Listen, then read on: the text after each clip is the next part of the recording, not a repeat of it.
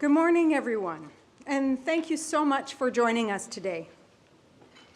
I want to respectfully acknowledge that as we gather here, we're meeting on the traditional territory of many nations, including the Mississaugas of the Credit, the Anishinaabe, the Chippewa, the Haudenosaunee, and the Wendat peoples.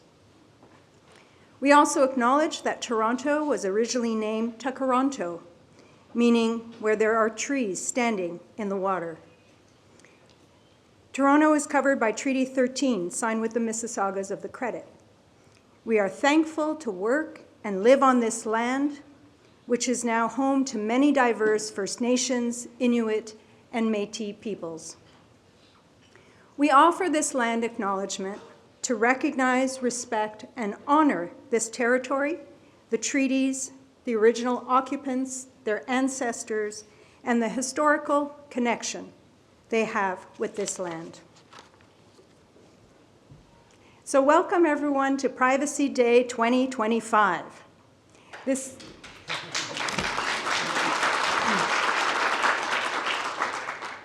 is an internationally recognized day dedicated to raising awareness about the importance of protecting personal information and privacy. So in recognition of that goal, the theme of our event today is the power of pets. No, Rocky, it's not about you. It's about privacy-enhancing technologies.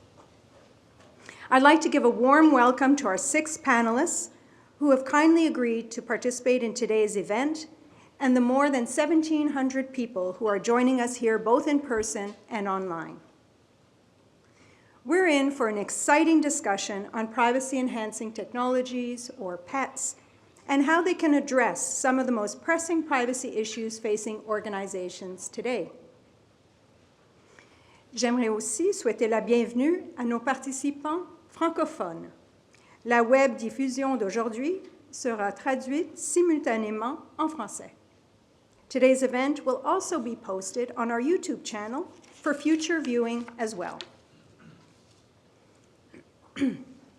So in the spirit of today's event, let me quote Harvard Business School professor Theodore Levitt, who said, "Creativity is thinking up new things. Innovation is doing new things." As regulators and privacy advocates, it's incumbent on us to think and do new things. If we have any chance of staying relevant, keeping up with technology, we have to meet innovation with innovation. By being innovative, we can help enable responsible use of data in ways that benefit our health, our economy, and our society without compromising our right to privacy. We need innovative technologies, methods, and approaches to protect digital information as it races across the public, private, and health sectors. And I use the word races quite deliberately here as digital technologies continue to advance at lightning speed, spurred on by incredible innovations and fierce competition. By way of analogy, let me draw from the world of ski racing. We are in Canada in the month of January, after all. In recent years, skis have undergone tremendous innovation in terms of their composition materials, their length and shape, high performance binding, special types of wax, and damping technologies to absorb vibration at high speeds. So much innovation, in fact, that the sport has become downright dangerous. But luckily, we're seeing other innovators step up to the gate, no pun intended, to ensure the safety of skiers with innovative technologies such as high shock absorbing safety helmets, airbag vests that inflate on impact, and cut-proof long underwear to protect against razor-sharp edges. Even race officials, as regulators of the sport, are using high-tech snowmaking technology to adapt to seesaw weather conditions and are adjusting the distance between gates, turn radius, and gradient of slopes to keep the race course within safe limits. So just as in ski racing, we too, as privacy advocates and regulators, have to get innovative with how we minimize the risks associated with rapidly accelerating digital technologies. The power of pets lies in their ability to minimize the risk to personal information while unlocking the potential of data to improve programs and services. Privacy-enhancing technologies, as they've expanded and improved over time, are becoming essential tools for utilizing data in both beneficial and privacy-protective ways. There is already much positive momentum around pets. A growing number of regulators around the world are actively advancing the adoption of these technologies, including de-identification, synthetic data, and differential privacy. The Information Commissioner's Office in the United Kingdom provides guidance on pets for data protection officers. It explains the different types of pets available and how these can help achieve lawful compliance. The United Nations Economic Commission for Europe has also issued guidance on synthetic data. It explains how creating detailed synthetic data sets can allow for greater analytical insight while maintaining the confidentiality of individuals and organizations. And Singapore's Infocom Media Development Authority has a privacy-enhancing technology sandbox. It can match organizations with pet vendors, provide grants to implement pilot projects, and offer regulatory support to ensure compliance. This innovative pet sandbox is referenced in a recent report co-authored by Dr. Teresa Scaza and Elif Noor Kumru of the University of Ottawa in partnership with our office. It's called Exploring the Potential for a Privacy Regulatory Sandbox in Ontario, and it's available on our website.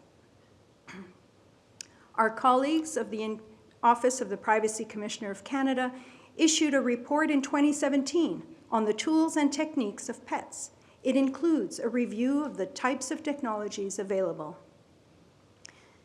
But truth be told, pets have been around for a while now. As far back as 1995, the Ontario IPC introduced the concept of privacy-enhancing technologies in a joint report issued with the predecessor of the Dutch Data Protection Authority.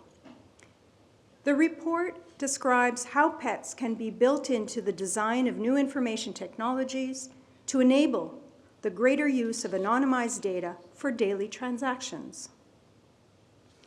In 2016, the Ontario IPC released its award-winning guidance called De-Identification Guidelines for Structured Data. And today, with the support of IPC's current scholar-in-residence, Dr. Khaled Emam, we are working to update that guidance in light of developments of the past decade.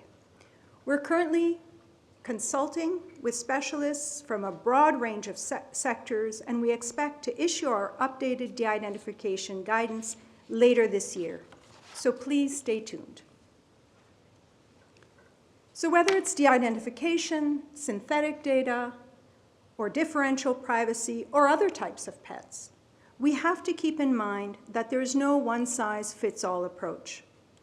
Every organization is different, and we need to make these privacy-enhancing technologies accessible and easy to adopt for organizations, both big and small, so that everyone can benefit.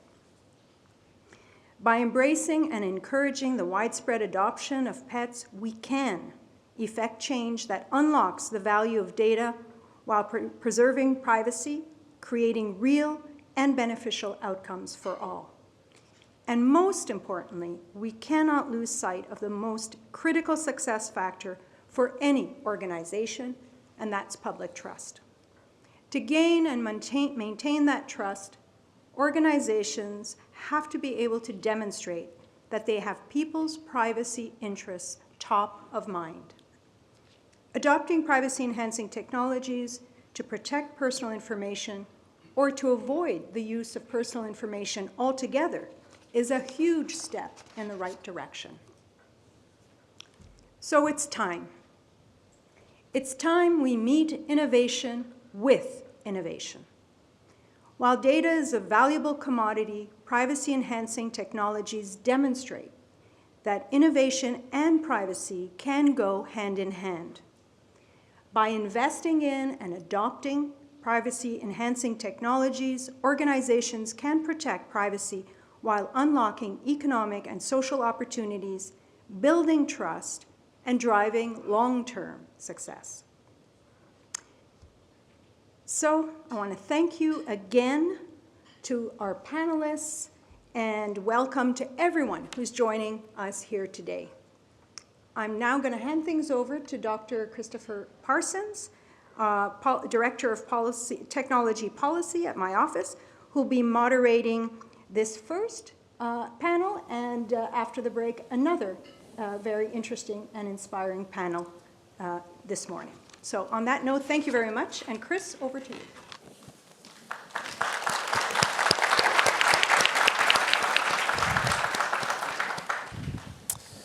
Well, thank you, Commissioner, for that great introduction. I think that you've done a really good job laying the groundwork for the topics that we're going to be discussing today. It's going to be my absolute pleasure to be moderating these discussions, and I'd like to begin just by introducing the members of the first panel. So joining us today is Luke Arbuckle, who is the Global AI Practice Leader in Defensible Data and AI at IQVIA Applied AI Science. Luke provides strategic leadership on getting the most value from data assets and artificial intelligence. He has previous experience working on the regulatory side for Data Protection Authority and frequently consults senior executives and industry leaders. Next to him is Dr. Khaled, the IPC's current scholar in residence. He's the Canada Research Chair in Medical AI at the University of Ottawa, where he is the professor in the School of Epidemiology and Public Health. He is also a senior scientist at the Children's Hospital of Eastern Ontario Research Institute and director of the Multidisciplinary Electronic Health Information Laboratory. And last but certainly not least, also on our panel is Jules Polonetsky, who's the CEO of the Future of Privacy Forum. Jules has led the development of numerous codes of conduct and best practices, assisted in the drafting of data protection legislation, and presented expert testimony to legislatures around the world. He is also a Weston Emeritus Fellow with the International Association of Privacy Professionals. So welcome, and we're happy to have you to speak with all of us today. So maybe I'll start off with a question for all three of you. Can you tell us about the intersection of your day-to-day work and privacy-enhancing technologies? Luke, maybe we'll start with you, and then we'll move to you, Khaled, and then over to you, Jules. All right, thank you. I probably should take a step back and explain. In order to explain my role, I have to explain sort of what my company does. So IQVIA is a global sort of health informatics company, if you can say it in so many words. We have about 1,600 employees in Canada, but we have 90,000 globally. So my job, I work for a global business unit, looking at privacy, large language models, NLP, ontologies, and sort of an intersection of all those, working across globally, different groups, looking at how we integrate all these new technologies, both privacy and AI, in real life applications. So transforming data sets, extracting insights, how do we do that in a safe and responsible manner? But also building platforms. So my day-to-day is pets every day, I mean, quite frankly. Just yesterday I was writing up some math, go figure. 20 years later, I'm still doing math, to look at new ways to do things, new innovations. And it's for a real application. So we're actually building a platform in which we're using these technologies. So that'll be yesterday.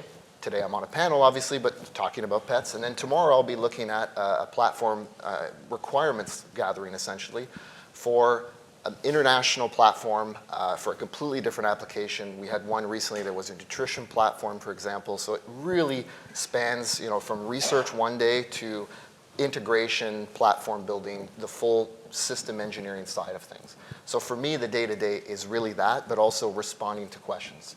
So we'll get a lot of, you can imagine these things are complex, they're detailed, You spend a lot of time building these systems. It can take quite a long time, obviously. So you'll get questions, a year later about certain things, maybe new decisions, maybe new regulatory decisions, new guidance that has come out, interpreting those, feeding that back to clients in terms of, well, what does this mean for their current operations? How do we change the protections around their data? So as we get it longer into the panel, I'll go into some specific examples, but for me, literally, pets are a day-to-day job. Thanks for that. Khaled? Yeah, thanks, Chris. So I'm based in the Faculty of Medicine, and I run a research lab. So my area of research is pets, and specifically on developing methods for generating synthetic data. So that's also pets every day in the sense that we're trying to understand which methods work best for generating high-quality synthetic data, but also developing metrics and ways to evaluate the privacy risks in synthetic data, validating those metrics, and then communicating those results to regulators around the world to help develop guidelines and inform regulatory processes around synthetic data and hopefully enable its adoption. Concurrently, I'm based at the hospital, the Children's Hospital, so there's huge demand for data, huge demand for data by researchers, but also huge demand for data by companies. A lot of startups want to get access to data sets in order to build AI models, train models, validate models, or test their products, test their medical devices, for example. So that thread of work involves creating synthetic data from the hospital to enable that data to be shared with those organizations to support the innovation process, to enable them to build these models and validate them, et cetera.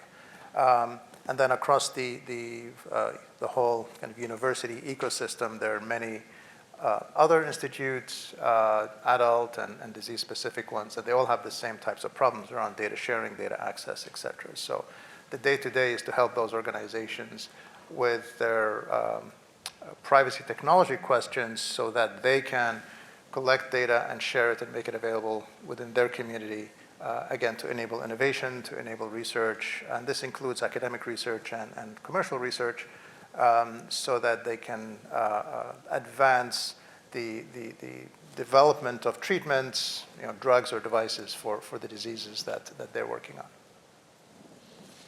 Thank you for that. And Jules, over to you. Delighted to be with you this morning. I see a lot of old timers, but also a lot of new faces. So let me ask maybe some of the new faces. Who remembers DoubleClick? Anybody remember DoubleClick? Some hands, right? So DoubleClick was one of the first early ad tech companies. I was the consumer affairs regulator for New York City when I read about some company doing things with cookies, being in trouble for how it was tracking people, and ended up coming in to be their first chief privacy officer. And what I soon learned was that it wasn't going to be so easy for me as a regulator coming in, oh, well, let's just stop doing the bad things and it'll all be fine and let's move on, right? There were complications because we were tied to our partners and our clients and our vendors, and even if we wanted to do things in a different or better way, we didn't control the entire ecosystem. We kept leaking or getting leaked personal information when we were promising that everything we were doing was anonymous and we didn't have your email or your ID. But clients, even though we had a policy, don't send us personal information, here's how we'll train you to make sure you set up the technology right. People are people, mistakes happen. And we would get beat up because critics would see personal information coming to us. And so we ended up building a little bit of a filter where we would truncate anything that came in before it hit our servers. Now, I don't know if I'd call that building a pet, or maybe it's data protection by design, or maybe it's just making your technology not be available for stupid things to happen.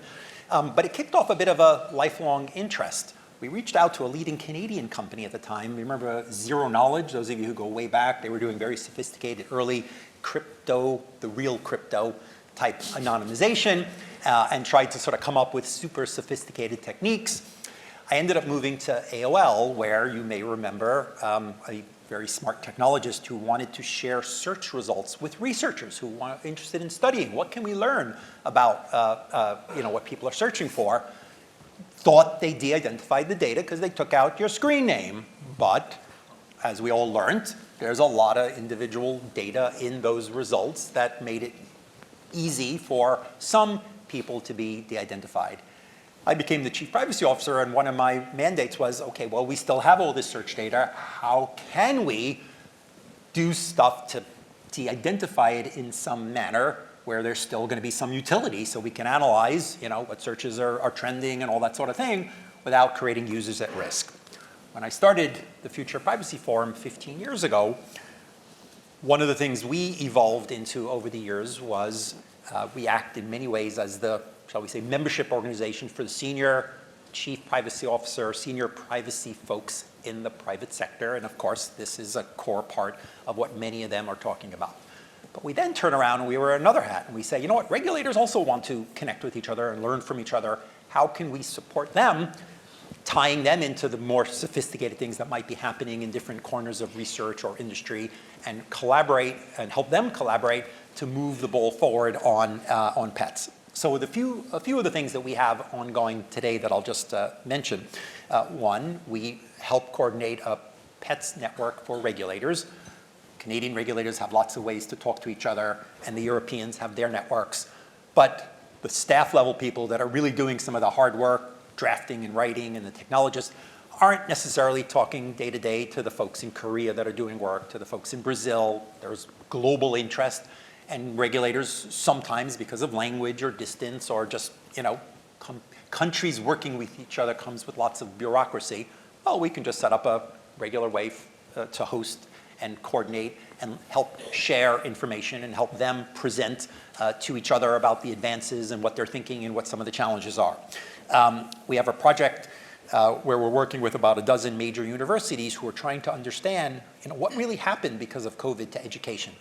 Where is all the data? A lot of it is in different apps and different software and different technologies, and they're looking to sort of study and analyze a vast amount of student data. Obviously, there are review boards and so on and so forth, but they need help on helping build a bit of a technology layer so they can provide stronger guarantees that what they're doing is going to provide us with valuable research and not risk individual student data. The rush to AI obviously has government agencies around the world accelerating their uses of AI, but also subject to mandates as well as maybe good common sense about putting the right controls in place. So we have an award from the US National Science Foundation to help both government agencies and private sector advance some certainty around how pets can be used, what use cases are right, and when will it actually satisfy privacy concerns. And then what about the ethical concerns? We'll talk a little bit later. You might solve some technology concern, but if people are still pretty creeped out that suddenly big decisions are being made, even if they're not going to expose your personal data, they're going to call that privacy, perhaps. But is that the role of pets? That's not our business. We solved the technology.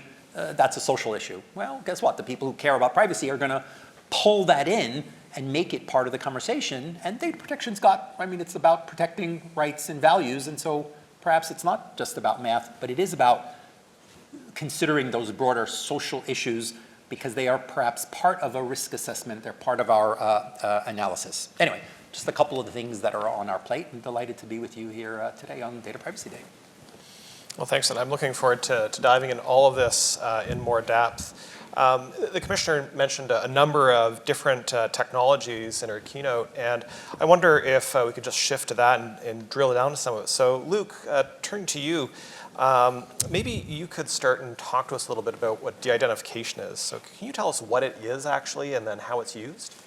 Sure. So I'll describe a use case that kind of go into more detail, but basically the idea is we want to remove the personal from data. That's the short form of it. But if we just thought of it that way, we'd only be thinking about the data, which is what most people think about when they think of de-identification or anonymization. How many people here are familiar with the National Health Service in the UK?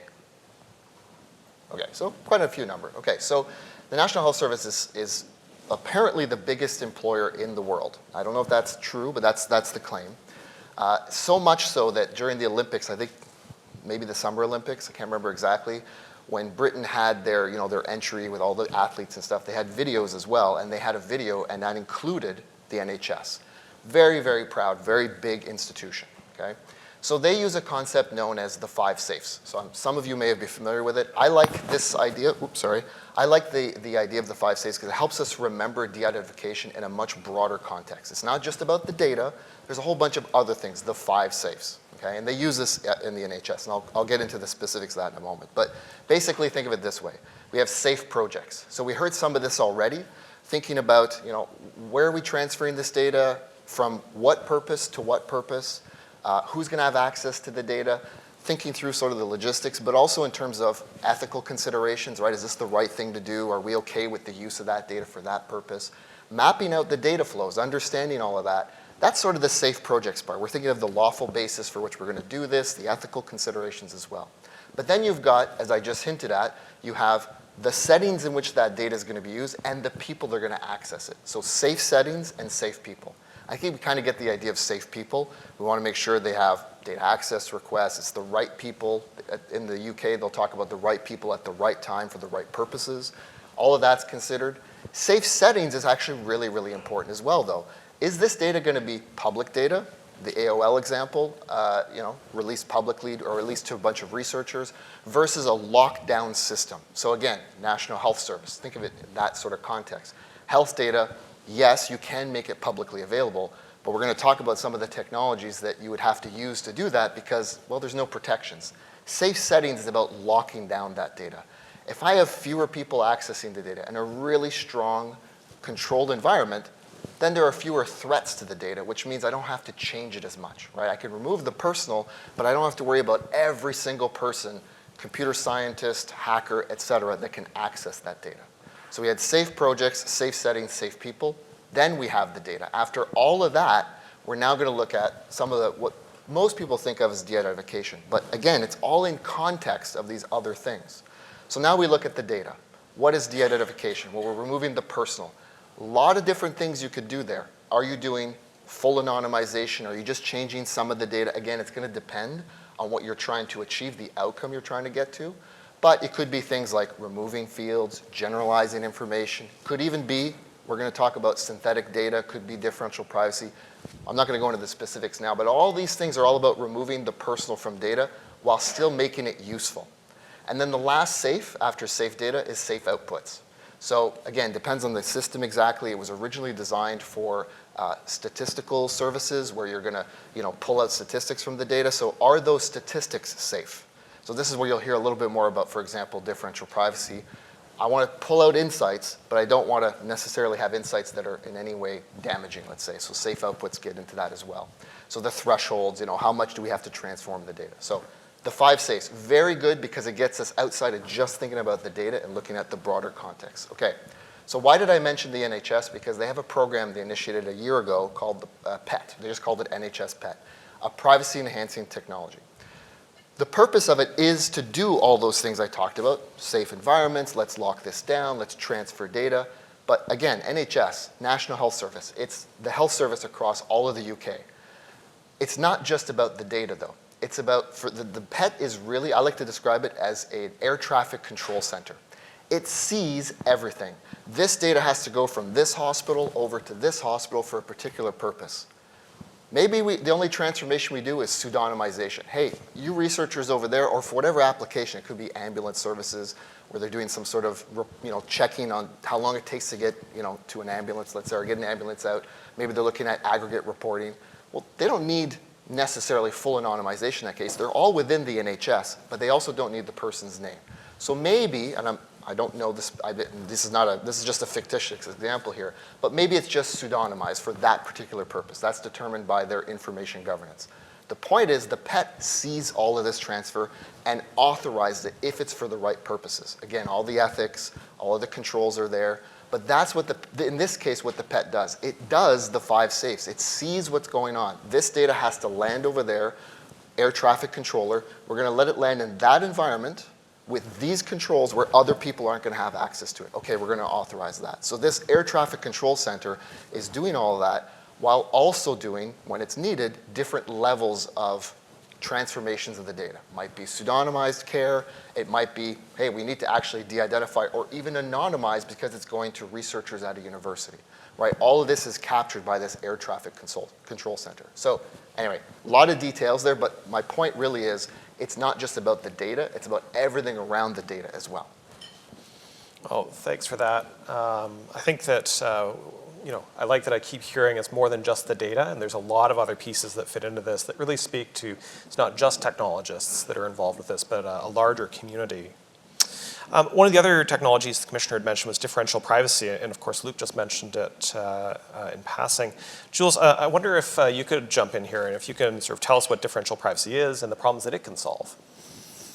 All right, let's try an experiment. None of you have name tags, so you're not explicitly identified. I guess we could turn off the camera for a minute. I can ask you all to close your eyes so that you don't look at someone who you might recognize. We're de-identified. Now please raise your hand if you've ever cheated on a test. I don't know that we'd get more hands raised if I really had you close your eyes and we turned off the camera, right? Because you don't want to answer that question. Maybe you wouldn't answer it honestly, or we certainly wouldn't trust the results. But we might actually want to learn that information, or maybe something more real, right? I'm using this as a sort of an example. Maybe you're taking a health history at your doctor or someplace, and you're being asked, information that is necessary for the research or for your medical care, but you have reasons why you don't want to disclose it, even if there's some valuable purpose for yourself or for the broader community. So the classic kind of easy to teach example that is used when you do differential privacy 101 is we say, okay, take out a coin. In the old days, people had coins. And flip a coin. And if it's heads, you tell the truth. And if it's tails, then you lie. And now we know that you really can't be held accountable because maybe you were one of the people who got a heads or a tails, so forth. However, when we sum up the information, assuming we had enough people flipping coins, right, it would end up canceling out. And our results of the number of people who cheat on tests or have some particular, health thing or whatever the information we're trying to learn would be accurate. So the goal and the example that we try to learn from this is that we want to get valid statistical output, but we want to do it in a way that guarantees that there isn't any risk to an individual. We're not learning something more about you than we knew before. We're adding some randomness so that we can keep the statistical validity. Now, why is this critically important? We all probably know as well about, for example, the many linkage attacks that have been set out as ways to attack what are databases that were thought to be de-identified. You remember the famous attack on the Netflix database, right? Netflix put out a database that was de-identified. It just had user one saw this movie, that movie, that movie. Now, students of the world and researchers will give you a giant prize if you can come up with a better way to predict what might be the next interesting movie. We've got that based on that data set. Who would think that there's any information that would be harmful? We know we take names out. There's no names in there. There's just a list of movies that some X number of people watched in order. But it turns out there is such a database, right? The IMDb database, where we all, Google around and we kind of see reviews where people have said, hi, I'm Joe Jones, and here's the movies I liked. And maybe they don't disclose the one they watched, which was gory or horrible or, embarrassing. But that database was well used to then attack and show that we now could match this data up, right? There was a linkage attack, and there are many attacks like that that have been done. So how do we deal with the fact that there are databases that you might de-identify, but we didn't have a good method to sort of measure what the risk is? What if you took more movies out? What would you actually need to do?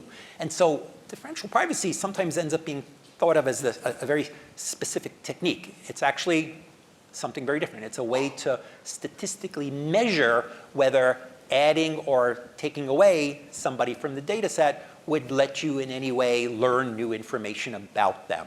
Okay, so we perturb the data set with a small amount of random noise. That flipping the coin is an easy one. There are much more sophisticated techniques that are used. Now, when I gave that example, some of you probably said, well, how many students are in the class? Because if there's only a few, you might have a run of, one way or another, or maybe the coin doesn't flip. Or if the data set is big enough, you can see how the validity is relevant. What if the data set is small? Well, then that's a challenge. Differential privacy, probably not a good example to be used when there is a small data set. What if the only people cheating, or the only people perhaps with a particular medical issue, are a very small number of people with a particular background, a particular heritage, a particular genetic interest, a particular race, a particular religion? We need to know that. Well, guess what? Differential privacy would guarantee that that sort of information isn't there, because that could be used, information about a subset of that data set would help us single out and attack sort of the data set. So not a good place to go. Again, I use differential privacy, so it's de-identified. Repeated queries can also sometimes lead to results that can then be used to attack the data set. So typically, differentially private methods come with a privacy budget. Now again, one of the reasons why you might not want to use something like that at your organization is, no, we're going to publish lots and lots of queries because that's our whole goal here. Well, what's the privacy budget, right? And again, at the end of the day, differential privacy doesn't say we're good. You get an epsilon, you get a score. Now that's super useful for those of us who need a mathematical number. What's the right number? So when you see someone making the guarantee, if the epsilon is giant, well, thank you, they preserved a lot of utility, but the risk is actually high. Now again, maybe that's fine because there's really giant value and you're doing other things to protect the data, right? You've got controls, it's not being made public, right? There's lots of reasons why, other than publishing the data set, that you might want to minimize your risk so there's still value. But if you don't know those values, which often don't end up being sort of talked about in the broader scheme, you're not there. Now, increasingly, differential privacy valuable, and particularly valuable in how it might be applied to machine learning data sets, how it might be applied to distributed data sets when combined with tools like homomorphic encryption and other techniques. So you can start actually learning across multiple users, across multiple data sets. Super interesting. I'll close with just a couple of examples. Uber obviously has lots of data about our travels. City planners and regulators want to know what's going on. Are you creating a lot of traffic, actually? Where are all the cars? What about the scooters? Are they all only in the wealthiest neighborhoods? We need to understand, if we are allowing you to use our landscape as infrastructure for your business, we want data. And Uber, well, we don't want to give you the data because of privacy, and maybe competitive reasons, and maybe all kinds of other reasons. So Uber built a tool that allows regulators to query their data with a differentially private methodology in between, so they can get the kinds of answers they might want without risking individual privacy. Every one of you uses, probably either an Android or an iOS-based system, and you're familiar with the fact that you're offered different emojis, that you've got autocomplete and autocorrect and all that sort of thing. Where and how do they know? Are they getting everything you're typing? They're not. They're using, very often, differentially private techniques so that they can actually learn, oh, there's a new word that the kids are all using that we've never seen before, but that ought to be in the system. But while ensuring that they're not building up enough of a record of the communications from any individual user. Okay, I'll wrap up with that. Thanks for listening. Thanks, and I really appreciate that very hands-on example of privacy-enhancing technology that is in use and probably in everyone's pocket right now. I think it really drives home that these are technologies that are here, and we're using them with increasing frequency. And with that, I think we should turn to talk a little bit about synthetic data. So those of us who have been looking at AI for some time have heard it for a long time. Those of us who found out more about AI since ChatGPT have heard more about synthetic data since then. And so, Khaled, I'd love to turn to you now. And if you can just explain to us, what is synthetic data and how is it created and why is it useful? Right. Well, you've all heard about synthetic data because it's generative AI. And so all the large language models that are in the media all the time, these are a form of generative AI. So the basic idea is you have a source data set, initial data, which could be text, it could be data in spreadsheets, could be health databases, and then you train certain types of AI models to learn the patterns in that source data. And these AI models have become quite sophisticated that they can learn a lot of the complex patterns in that source data. And once you've trained this AI model, then you can make it generate new data. This new data is produced from the model based on everything it's learned, but it's not real data, it's fake data. So it can, these models can generate new images, for example, or they can generate new text, or they can generate new structured data. And so I'll talk about structured data because it's related to what I do, but also for me it's a bit easier to explain. This structured data that's created essentially consists of records. Think of it as a spreadsheet. But these are not real records that don't belong to real people. They're fake data. So you can't map, or there's no one-to-one mapping between these generated records and real people. But in aggregate, the patterns in this generated data are similar to the patterns in the original data. Sometimes you get hallucinations, of course, where the generated data doesn't exist in the real data. So you do have a hallucination problem in some cases. But if it's done properly, your generated data maintains the patterns of the original data, but there is no one-to-one mapping between the generated data and real people. And because of that, you have these privacy-preserving properties of the synthetic data. So when we think of identifiability or anonymity, at least in the very traditional way, we're always thinking about matching a record to a real person. And with synthetic data, you have the advantage that, again, if it's done properly, it's very hard to establish a match between the generated record and a real person. So based on that description, you would think, well, we've solved the privacy problem. We can just generate synthetic data, and if the synthetic data retains the patterns, then it's a good proxy for real data. But there are other challenges with synthetic data that go beyond the traditional definition of identifiability. So, and these challenges relate to inferences. So the information that you can infer about individuals from the synthetic data and the kinds of sensitive information that you can infer about individuals from synthetic data. So you don't necessarily have to identify individuals, but you can draw inferences from the synthetic data that may be sensitive.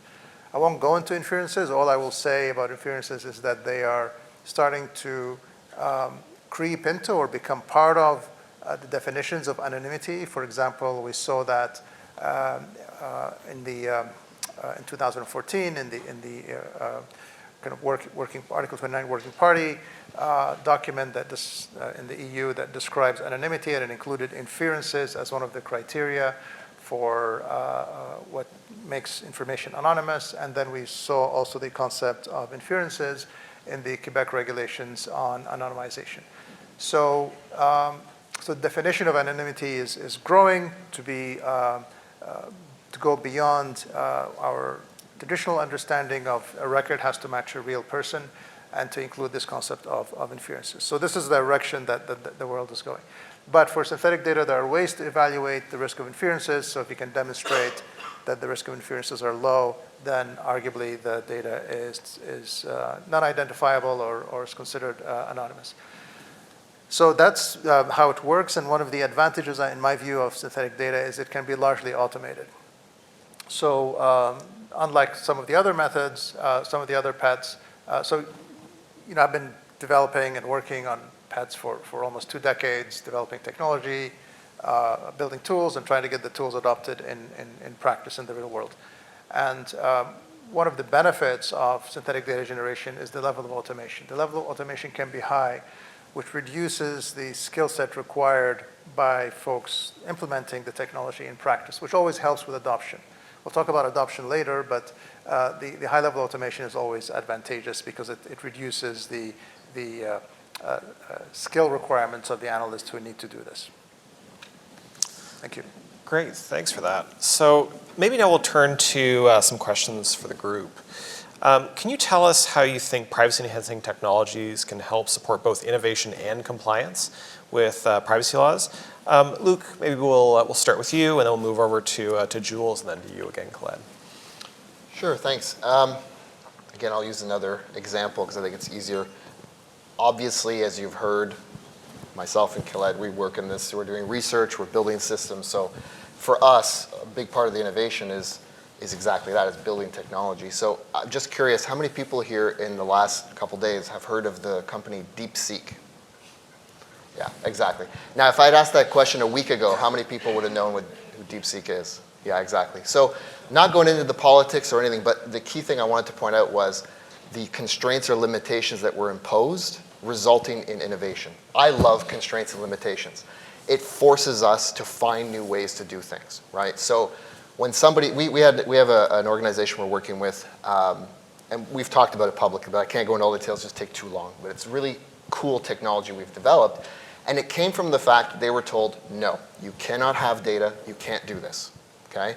So we had to come up with a completely new way. The challenge was the data set was so big. There's so, like hundreds of millions of rows, hundreds of columns of data, okay? Just think of it. You can't upload this in Excel. It won't open, okay? It's huge. We needed to come up with a way to completely transform this data in a single step, fast, using an algorithm that would just change it. At least that's what we were, in our background, we were like, how are we going to solve this? How are we going to get them something useful, which we ended up calling synthetic trends. So we were able to do this very, very quickly. But the only reason this came about was because we had a constraint placed on us. So probably not the answer you were thinking of, but that's kind of the world I live in, where we're trying to come up with new ways of doing things at scale for big platforms. So the innovation is coming from the fact that there is a constraint imposed, saying, you can't do this. Can we? And thinking of new ways of doing it.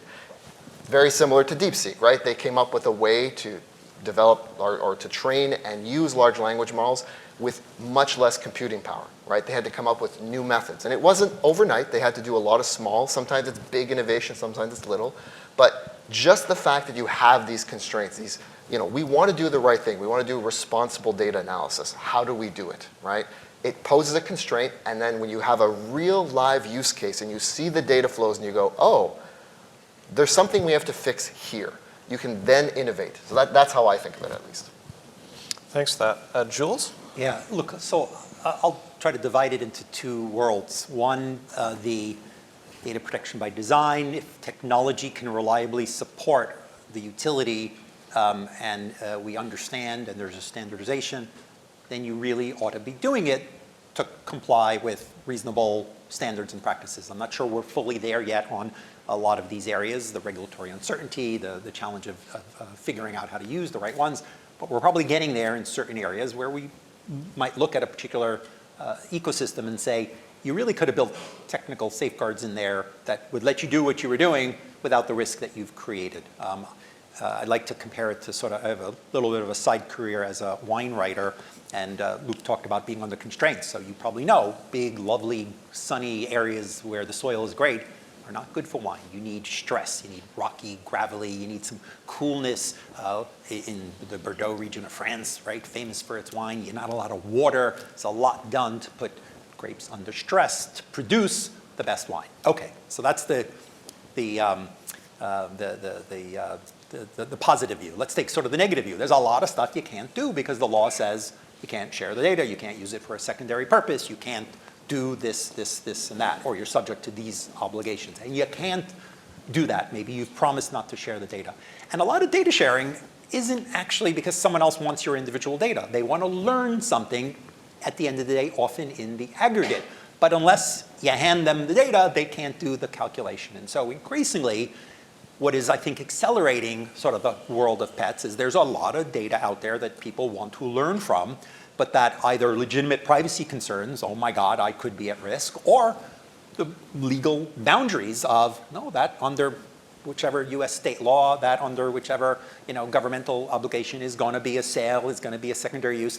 Can I actually achieve what I want at the end of the day without sharing the data because I've applied a sophisticated de-identification technique that preserves and gives me the learning that I want. And as regulation piles up around the world, we're seeing increased business pressure, things that are a nice thing to do before. Hey, our process will be better and cleaner, but do we really have to? Is there some utility trade-off? Is there some expense? Sorry, we're not there. Well, guess what? When you get to say, as a privacy illegal person, not allowed under the current law unless we're going to get explicit consent, and boy, go try to do that with the restrictions on how you've got to say consent in this and this and this and that. Well, wait a second. Can we invest and achieve what we want? Now, beware the smoke and mirrors. It's a clean room, so it's therefore okay, and we didn't really share the data. Well, what exactly is happening there? So it's becoming perhaps so popular, just like we're calling everything AI, we've got lots of people calling things de-identification, calling it a clean room, without going through sort of the rigorous, what exactly are we achieving here, and does the technology actually support your claims? Well, I know that rigorous protection of data is pretty critical in the environments that you work in, Khaled, in the research that you've led. So maybe you can chime in about how you think PETs can help support both innovation and compliance with the law. Absolutely. So I don't think we have a choice. I mean, if we want to continue to share and use data, we have to start applying PETs for reasons of complexity and scale. Data are becoming more complex. Data sets people want to use are becoming much more complex. People are integrating multiple databases together, so the volume of data is increasing.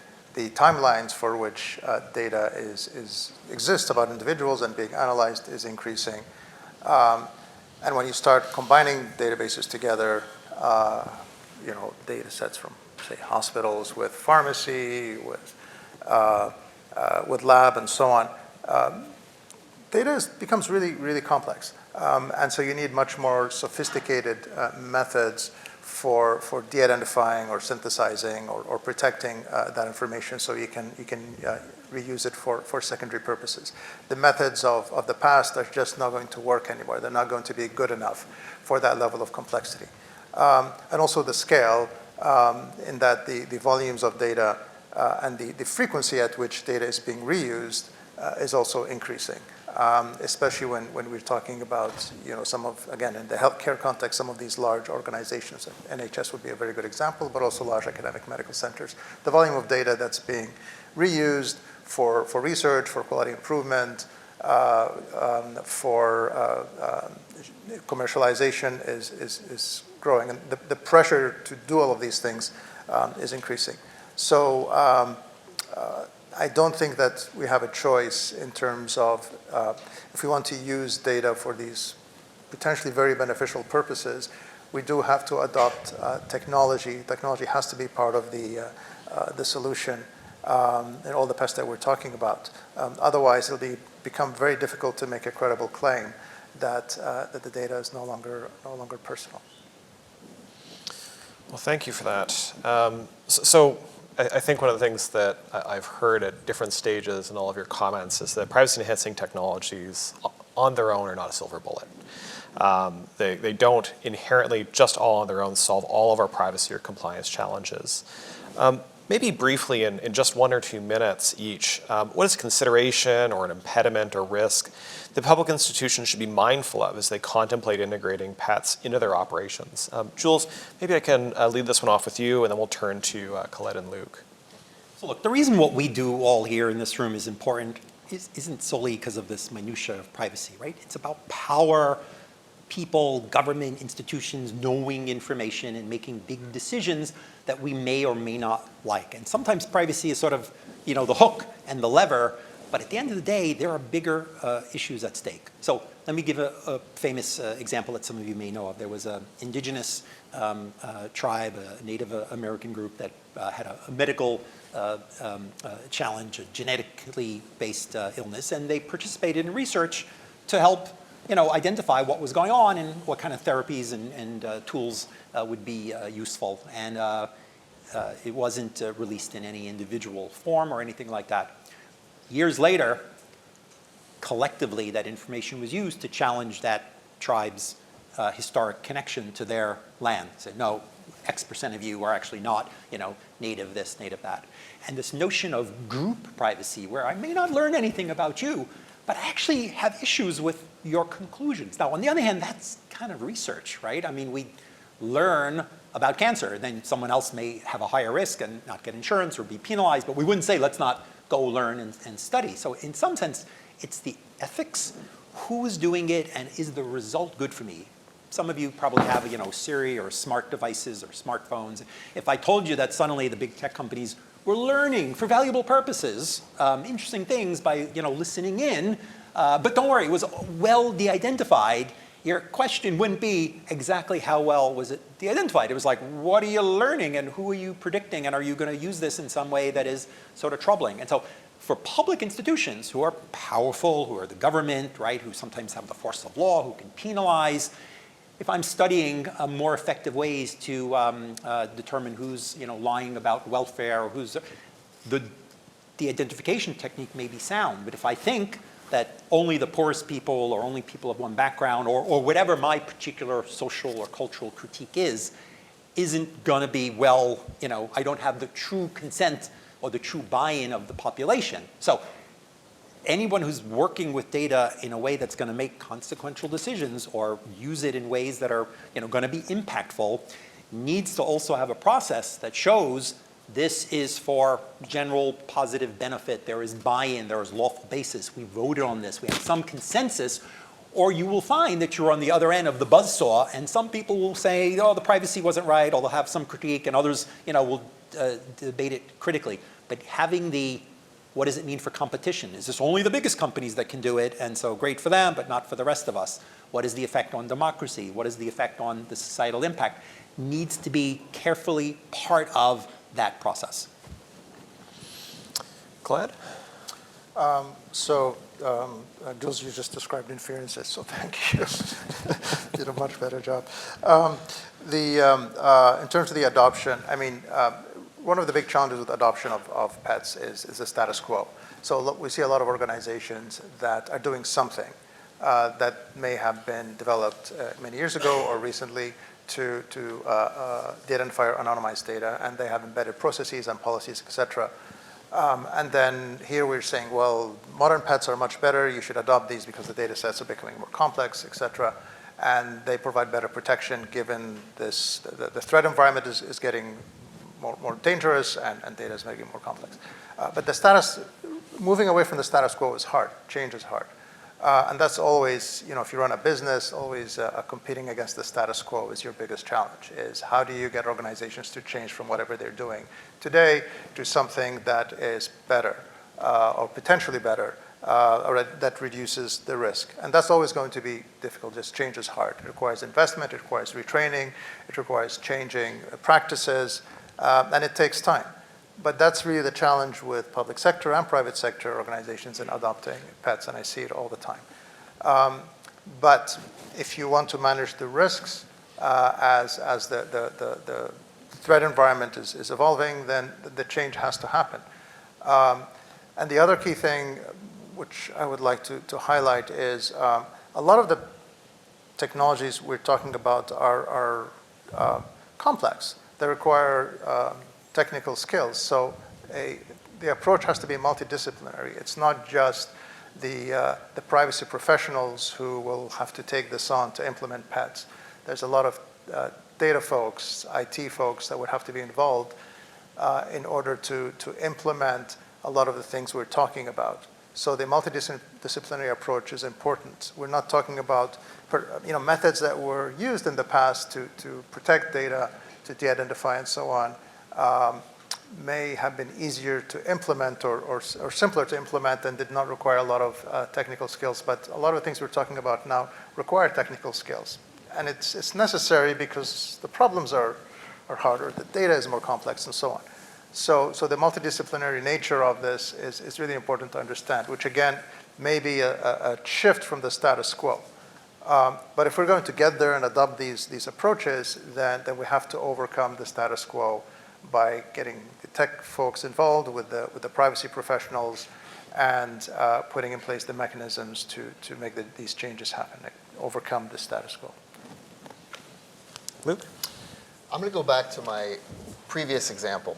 But first, I'll just remind everyone the 5 safes. So we talked about, I'm going to build on what's already been said. So remember in the 5 safes I mentioned safe projects. So ethics is part of that, right?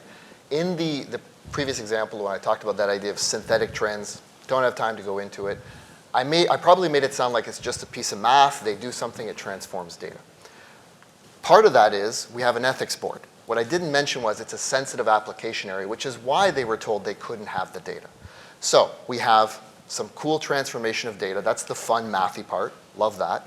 We have an ethics board that's looking at how that data is used. So exactly what Jules was talking about, right? And this is to ensure that not just how it's talked about, how it's described to regulators, but also what are they doing? When they win a contract, they're going to go back to the ethics board and make sure that it's aligned with, again, societal views around that application. Okay. There's another part, though, that I didn't mention, which I'll get into now, which I think builds on what Khaled was saying as well. I like to look at things from a system engineering view, which means take a step back, look at the entire system and how you're building it. So we talked about the 5 safes. The example I mentioned of the synthetic trends, transforming that data, we're actually building an entire ML platform, a very state-of-the-art platform that looks at all of the operations. It has a federated learning component. It has segregated environments. It has all of these things, but it's an entire built system end to end. So you can look at the NHS example. You can look at the previous one I mentioned. It's not just about the transformation. We have the ethics piece. We have a transformation engine. But more than that, we have an entire application overseeing the whole thing. We have something called an AI management system that's actually going to be automating the entire sort of DevOps and all these fancy words. But the point is, we have a system that's seeing it day to day. It's monitoring. And there's going to be a third party, human in the loop that's looking at all this as well and getting reports. But the point is, it's not just about a one-off thing, right? I think that's partly what Khaled was talking about. There's a status quo, but there's also all the expertise you need, all the different players that have to be involved. Information governance, privacy, the technologists themselves. So when you actually do this in a public sector context, it's not a small thing. You can do a pilot and do some data transformation and see how, if this is really useful data, I could do something with it. But you got to look at it bigger. Look big picture. Look at the full, how are you going to operate this? How are you going to turn this into something that's not just a one-off where you have one person trained, because we see that a lot. You grab a piece of technology, do it once, and maybe you don't use it every day. But what if you had a system that's constantly involved? All those analytics are being drawn in an automated fashion with a system that monitors all the risks. That's a much more integrated approach, and you build it into the entire system as opposed to just a one-off. Great. So thank you, all of you. Now we're going to get into a bit of a lightning round. It's always interesting to see if you get to the last question of the panel, and we have succeeded in that task. So each of our panelists will have about 2 minutes or so for this. But one of the things that I've noticed watching this area for the past 1-2 decades is we're always hearing about privacy enhancing technologies coming, but frankly the actual uptake is relatively low, except amongst the largest organizations. And quite often when you speak with regulated entities, they note that regulatory certainty is seen as a key barrier. So can each of you tell us about what you think needs to happen globally to stimulate greater awareness and adoption of these technologies? And what role can and should regulators play? Khaled, maybe I'll start with you in the lightning round, and then we'll switch over to Luke and then finish with Jules. Yeah, I have 3 things. So what I hear often from organizations, regulatory certainty, of course, is important, but a clear definition of what is good enough. One important criterion in the context of pets is what are the thresholds for the data to be deemed to be non-personal. So what's the threshold for good enough? Even just yesterday I was talking to some of the large organization in the US, and they're saying, well, our lawyers expect our threshold to be 0. There has to be 0 risk. So we're still back at the 0 risk. I rember, many years ago, we wrote with IPC, wrote a report on the myth of 0 risk. There is no 0 risk. You can't achieve that. It's not a standard that can be met in practice. And today there are standards and clearer guidelines on what's acceptable risk, but it doesn't seem it has really permeated into the common practice. So a clear, disseminated, well-understood definition of what is acceptable has to be produced by regulators, but also consistency across regulators, because a lot of organizations, I mean, not in the public sector per se, but a lot of organizations that operate globally or operate across multiple jurisdictions, and therefore having consistency in the definition of what is good enough is also important. Otherwise, it becomes very difficult to operate across jurisdictions. And then the other comment I would make to policymakers and legislators is timeliness. It's really important for legislation or for regulations to be produced in a timely manner. Technology is moving very fast around us. Regulations or the regulatory process that takes many years just doesn't cut it anymore. We need to have the guardrails. We need to have the rules of the road defined in a much more timely manner, so that organizations in the public sector and the private sector understand what they have to do. The lack of certainty is oftentimes leads to paralysis, in the sense that decisions are not made because of the high uncertainty and the risks that individuals would have to take when there's a vacuum. So timeliness is important. I cannot emphasize that enough. And I won't bring up our examples from our world of legislation that just doesn't get passed despite its real impact, but just I think an important point to emphasize. All right, Luke, over to you. All right, I've been warned I gotta be quick. This is a tough question, I gotta say, because I've been on the regulatory side and I've seen some great work that's happening, but I also am on the industry side where I'm hearing the challenges there. So I love the idea of a sandbox, but I've also heard companies say, well, I'm not taking a chance of working with the regulator. I mean, what if we're not, they end up making us spend way too much more than it's worth doing. Like, there's a lot of challenges in this. But I will point out one, I'll boil it down to one thing. The European health data space, really challenging. If you're following any of this, it's a great initiative. What I personally liked about it is that it's pulled in data protection authorities in Europe to actually be involved in the conversation. So much of the regulatory focus naturally is on risk, right? That it just makes sense. It's from a societal perspective, from their own incentives, it makes perfect sense. The nice thing about the EHDS is you had sort of a healthcare focused side matching with the data protection side. They had to work together. And to me, it was really eye-opening when I saw the terms risk-based being used. So much of the time we're hearing, you know, this, again, the zero risk concept being brought up. And in this circumstance, they said, we acknowledge that there's a risk, we're gonna mitigate that.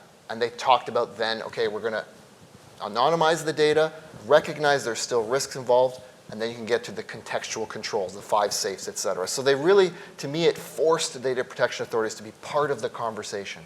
So maybe the sandbox idea, I think it still has a lot of value, but getting companies to be part of that can be challenging. Maybe it's within public institutions like hospitals working with the data protection authority. I'm just throwing an idea out there. But I think that's what we need to see more of that push-pull between innovation and value and data protection, because those constraints can lead to innovation, but there needs to be more collaboration, more working together. Thanks, and I think that all of us can agree that finding innovation and privacy are actually partners and are not the foes that they're sometimes cast to be. So Jules, in the last minute of the panel, can I ask for your thoughts? So what could stimulate greater awareness, and what role can or should regulators play? So look, not on this continent, but elsewhere in the world, there certainly are regulators that give the impression that zero risk in their guidance and in their opinions is what is called for, or the way they evaluate risk ends up being somewhat surprising. Things that we might think are small risk are sometimes, you know, the result of huge fines. Okay, number one. Regulators do have a challenge in giving really applied guidance in this space, because this is so use case and sector specific, right? A particular use, a particular sector, the risk of the identification maybe should be different or lower or higher. Maybe if you're doing cancer research and we say, well, we want this, and yes, there is some risk. We got to deal with it. Maybe if it's marketing and we think that's a big risk, but we don't see the value, we might have a very different view. So there's a lot of frothiness and confusion. Some of the leading work, for better or worse, is being done in ed tech because of the massive incentive and the huge regulatory challenges they're getting. And that sort of skews a little bit of the perception with the regulators. Wait, if we say this is okay, what doors are we going to open? So applied guidance, regulators other than in sandboxes often aren't getting the opportunity to give guidance in use cases that are broadly applicable and specific enough. If they did give guidance, you'd all complain it was wrong and it was to this, it was to that, and so forth. So why not advance it, whether it's codes of conduct and other measures like that, and then let the regulators sort of react and sort of push back. We host peer-to-peer meetings in a dozen cities around the world. We've just started in Toronto, and everybody always wants to talk about the identification, and compare notes and baseline. But then it actually gets a little bit deeper. It's hard to be open and transparent and sort of get into the nitty-gritty in a way that has made it hard for best practices to be done well. But I think collectively, this is on all of us who want the certainty to use our brains and kind of open up a bit and show what we think is feasible, and then get the criticism from the regulator, from civil society, and let's move forward. We've been debating this issue for 30, 40, 50 years. How do you possibly do data protection if you can't really know what exactly is personal and what's not? Everything else flows from that. So let's get it right on this Data Privacy Day and beyond. Great. Thanks for that. And thanks to the first panel for your really interesting and insightful responses and sort of demystifying privacy-enhancing technologies and how they work in practice. We're going to take a short break until 10:40 when the second panel presentation will begin. Feel free to grab some refreshments. The washrooms are located down the hallway to the left of the entrance of the auditorium, and see you in a few minutes. Thanks. Thank you, everybody. And if I can encourage you to take your seats. Sorry to be cutting into what I know is a really productive networking set of conversations you're having right now. But we're really excited to start up with the next panel, and so just encourage you to find your seats. Thank you. So welcome back. Just as a reminder, we'll be taking questions from the audience later. For those of you who are watching us online, you can email your questions to privacyday@ipc.on.ca. And I'll start things off by introducing our next group of panelists. So first, I'd like to welcome Adam Kardash, who is the co-chair of Osler's National Privacy and Data Management Practice and leads their AccessPrivacy Thought Leadership Program. He has been lead counsel on many significant privacy matters in Canada, including some of the largest privacy investigations. He's also a co-founder of the Canadian Anonymization Network, which focuses on developing community practice for effective de-identification of personal information. Joining us from Ontario's Ministry of Public Business, Service Delivery and Procurement is Corporate Chief Information Officer and Associate Deputy Minister Mohammad Qureshi. Mohammad has spent more than 20 years in the public service and was Ontario's first Chief Information Security Officer. In 2022, he was recognized as the CIO of the Year within the public sector category by IT World Canada. We also have Pam Snively, who is the Chief Data and Trust Officer at TELUS, joining us from across the pond on her vacation. So thank you for being so generous with your time, Pam. So under Pam's leadership, TELUS has significantly transformed its approach to transparency regarding its data handling practices. This includes a refresh of the TELUS Privacy Center to include layered information on data management practices and tips to help customers protect their information. So welcome to all the panelists, and we're very excited to hear what you have to say. So I'm going to begin with a question for all of you. Could you share your reflections on some of the things that came up in that first panel discussion? Adam, maybe you can start us off, and then we'll go to Mohammad, and then over to you, Pam. Thanks, and thanks for the intro, and thank you, everyone. Well, first of all, I thought it was an excellent panel, and it certainly reflected the deep and very broad range of technical, academic, policy, and like the broader range of stakeholders that are required for thinking through these issues. These issues that we're talking about today require a holistic thinking, and the panel really reflected that, especially when you heard the detail regarding like synthetic data and differential privacy. So it was very, very, very interesting. The the comment that were made expressly and implicitly about just this huge demand for data really resonated. That's the day-to-day experience we have at the practice. That is the core driver for the calls that we get absent a major security incident. Jules, I found, gave, at least for me, very practical and relatable considerations of the sheer complexity of the challenge associated with the identification. And I think what really resonated completely with me is how privacy is just one, very, very important, can't understate the importance, but one of a range of very, very potentially sometimes profound issues that our clients are grappling with. So privacy is just one set of issues and considerations that need to be balanced in order to approach their privacy respectful and generally just respectful leveraging of data for legitimate use. And so I'll just leave it at that. I thought those were excellent comments, excellent panel. Great, thanks. And Mohammad, what were your thoughts? I'm probably going to echo a lot what Adam just said. First of all, just a huge thanks for inviting me to the conversation and for putting this event together. Privacy, as you know, in the Ontario government, privacy is always up front and center whenever we are doing any of our work. I just want to highlight, I thought the conversation was a great conversation. A lot of the practical examples around the approach, that it really does take a system-wide approach to ensure that we're embedding privacy into a lot of the considerations.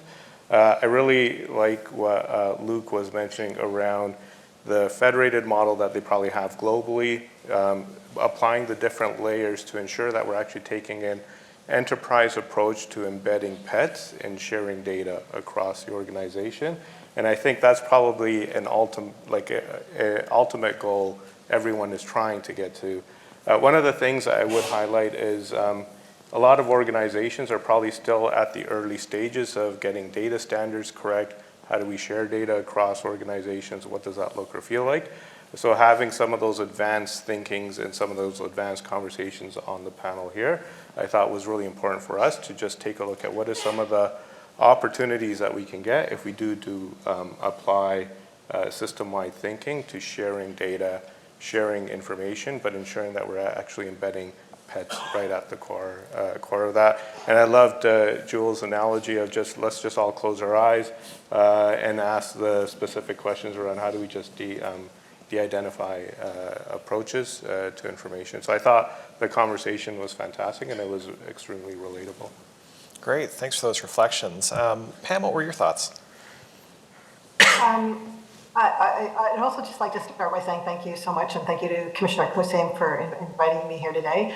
And happy Privacy Day, everyone. I think for me, what really stood out was, on Privacy Day, how heartening it is to hear the level of thought, as Adam put it, the level of thought and complexity that's going into this type of solutioning, and the fact that we are still having these really proactive discussions around how to protect privacy in what is an increasingly complex and polarized world. So really heartening to hear all of that. So I'm really happy that we're still having these discussions and that we're making progress. The technology is really moving forward.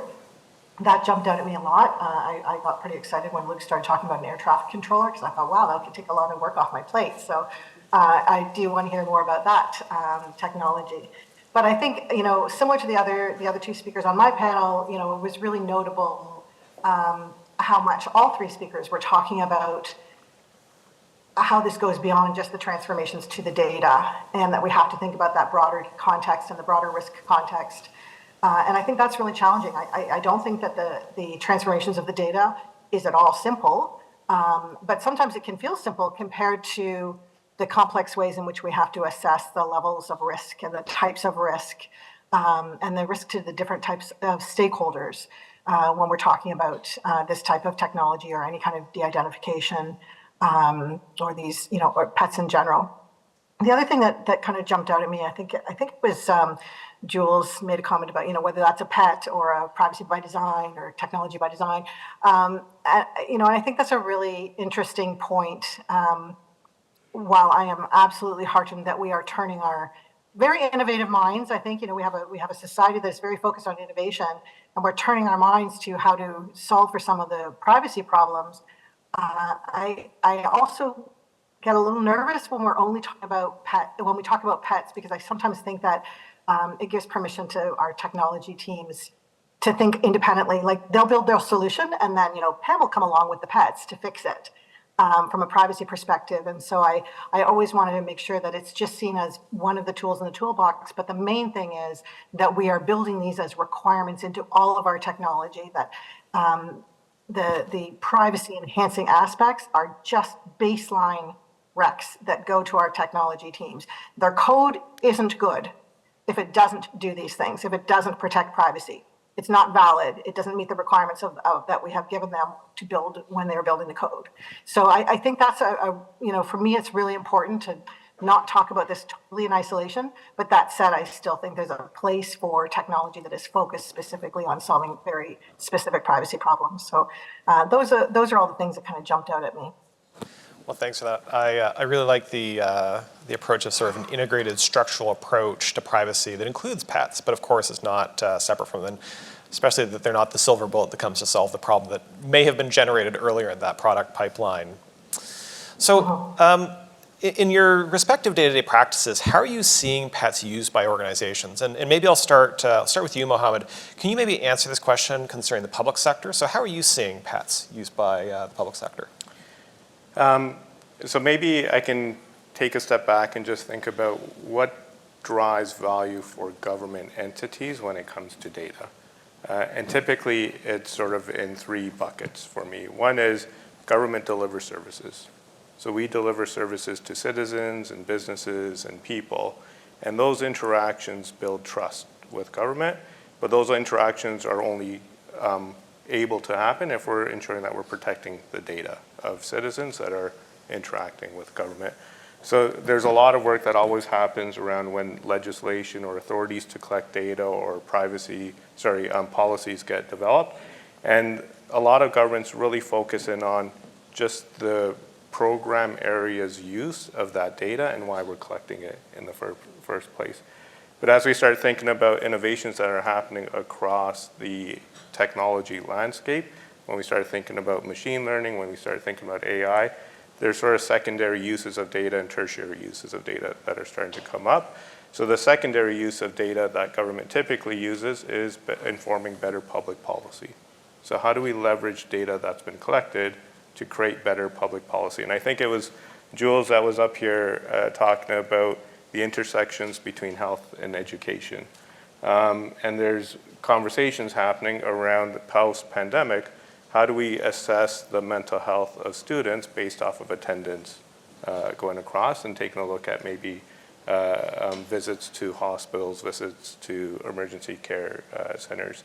But we have to do that in a way where we can de-identify that information, ensure that we have a lot of the privacy protections in place to share that data across program areas, to do aggregate analysis around impacts of the pandemic from a health perspective and also from an education and learning perspective.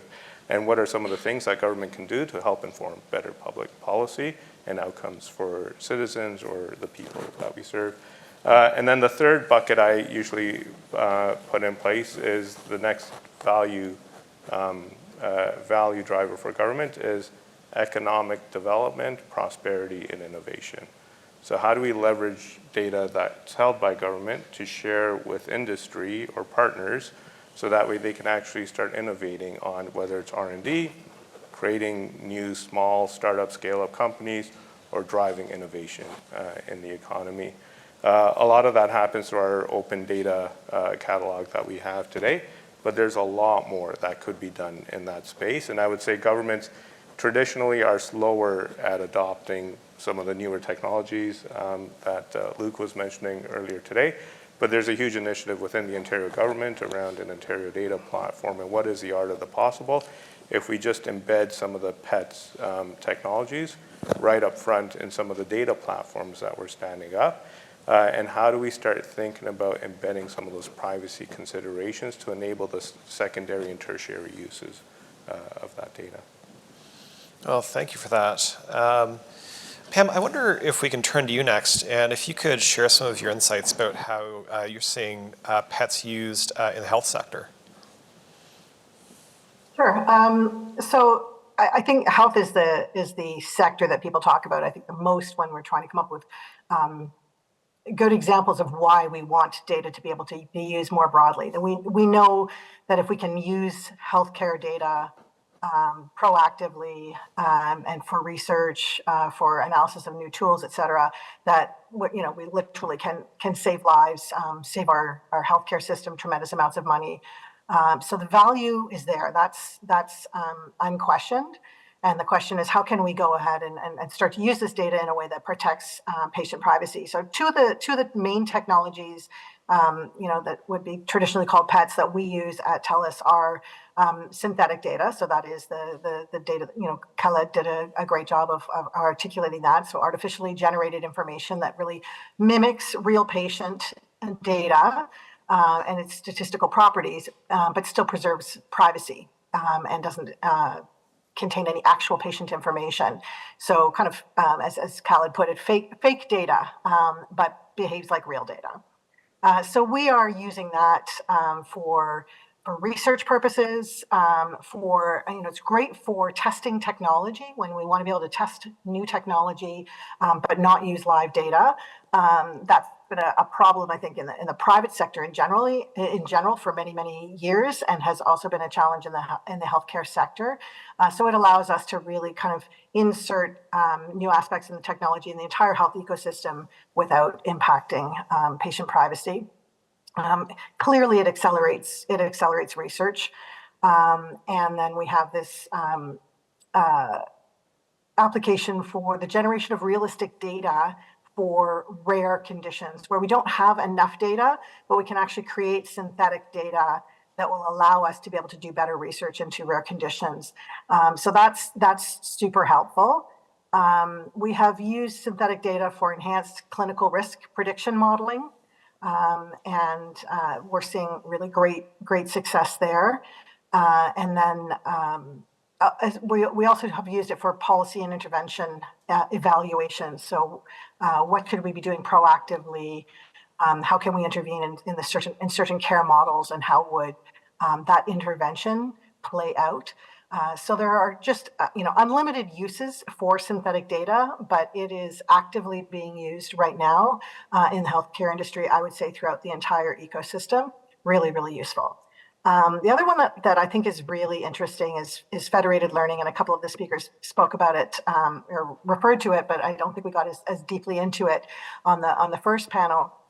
So this is really a privacy preserving approach that enables multiple players, in this case, maybe healthcare institutions or entities, to collaboratively share insights or train AI models, for example, by sharing only the models, only model updates rather than actual patient data. And that can really further our progress quite rapidly. And what it really means is we're able to leave the data where it resides, and with the custodian, or whatever the jurisdiction you're in, with the custodian with whom it should sit, who can do legitimately do research, privacy preserving methods, and then use those insights to share across a federated learning platform. So we have seen some really great multi-institutional AI model training without having to share any actual data, but we're getting those valuable insights. And I think the first panel kind of really highlighted that's what we're after. We're not after the personal information. We're after the insights that we can get from the personal information. Secure utilization of distributed electronic medical record or electronic health record data is another place that this can be used, where we can go in and we can grab the data and get the insights from that data that we need, but not be sharing it across platforms or across parties. It allows for increased reproducibility in medical research. So that's been, we're seeing that play out in really positive ways. And then collaborative health studies have been enabled through federated learning. So really I feel really optimistic about the ability to do this in our context. In terms of my day-to-day life, we're, along with these practical applications and how we're seeing this, used, we're also continuing constantly to focus on research in actual pets. So working with, for example, right now we have some research that we're doing with Khaled on de-identification and in the context of AI. So really trying to push the envelope there in terms of developing new technologies or technologies that will make it easier for us to do what we already have the capability of doing, but can do it in a more agile fashion, faster, more reliably, more traceably, and in a way that we will be able to document and produce after the fact. So those are all the ways that we're looking at it. So not just the data transformation, but also all of the, as I said earlier, all of that broader context, because so much of that is what slows us down. So these are all the models that we're looking at right now. Thanks for that. I think that showcases a lot of the very productive and positive uses of these technologies in the health sector, amongst many others, of course. Adam, maybe we'll turn to you. And so you've obviously been working in and with the private sector for a considerable period of time. In your day-to-day practice, how are you seeing privacy-enhancing technologies being used by organizations? Picking up from the way Mohammad framed his remarks, began his remarks, our clients, private sector, health sector, broader public sector, approach us essentially with a value proposition. And the implementation of that value proposition inherently involves the leveraging of sometimes large, if not incalculable amounts of data, and they want to do it respectfully. Pets, I think, and Pam mentioned this, which I think is really important, we think of it extremely broadly. Often there's a focus, if you were to conduct a search or ChatGPT, what are pets? It's often the same things pop up about what they are, but we view it extraordinarily broadly. Technology in and of itself is agnostic. It's how it's used. So whether it's a technology, a particular process, or maybe a structure, how those could be used to enhance privacy is just fundamental to those discussions when they're seeking compliance advice, structuring advice, et cetera. The key case in point, like a dominant thing for us daily, is the discussion about de-identification and anonymization generally. This is now, for us across the country, for me personally, it's multiple times a day. It's rarely a conversation that occurs that one way or the other, if not the sole focus, is not about this. There's just a huge, huge interest in just this concept, as evidenced by the attendance, 1,500 folks tuning in just for pets, but fundamentally de-identification. As mentioned in the intro, and Pam Snively is one of the members of the steering committee. Commissioner Kosseim is one of the co-founders of the Canadian Anonymization Network. We put on sessions. There was a recent one we did for the IPC's guidance on de-identification, and regularly get like 1,000 people registering up, like huge and growing amounts of interest. So it's a fundamental part of like our day-to-day activity, I think, of professionals in this room. I think it's going to continue for all sorts of reasons that were already discussed and we'll continue to discuss. Thanks for that. And yeah, I'll not in the script, but if you're ever interested in really exciting work in Canadian anonymization work, Canon just runs really great sessions, so encourage you to check them out. Pam, maybe we'll turn things back over to you, and then we'll get some follow-up thoughts from you, Adam and Mohammad. Pam, could you tell us how you would assess the risks or the challenges of initiatives that use privacy-enhancing technologies? Sure. I can tell you how we approach it, and it's a little bit different every time. But as I've mentioned, and as previous panel mentioned, there's just such a wide array of risks. So there's the technical risks and the actual transformation risks. Have we got it right? And then there's also risk to individuals that might be outside of that, risk to society or groups, risk to, in my case, TELUS, our brand risk. So these are much broader considerations, and maybe just taking a step back. Happily, in research that we did recently, we found that we did a survey, and 8 in 10 people indicated that they care more about privacy today than ever before. And that's remarkable, and again, pretty heartening to hear on International Privacy Day. So what that tells me is that if we're not careful, if we misuse data or even are perceived to be misusing data, that will, of course, turn people off. That will erode trust. That will certainly erode trust in TELUS or in our digital ecosystem. So we have to be really, really careful, not just to do the right thing, but to be seen to do the right thing. So that becomes a really significant part of our risk analysis when we're looking at doing something with data that involves de-identification. As we've heard, these are not complex. These are not simple terms. These are complex. So even us as experts in the area of varying degrees, I'm not the expert that lots of people on your panel are. But even the experts or people in the field use different terms differently to mean different things. So it's really challenging when it comes time to educate our customers, consumers, patients about what it is that we're doing with their data. So that becomes a big part of how we will assess risk. Can we communicate to our customers, our patients, that their data will be safe, that this technology will protect their privacy?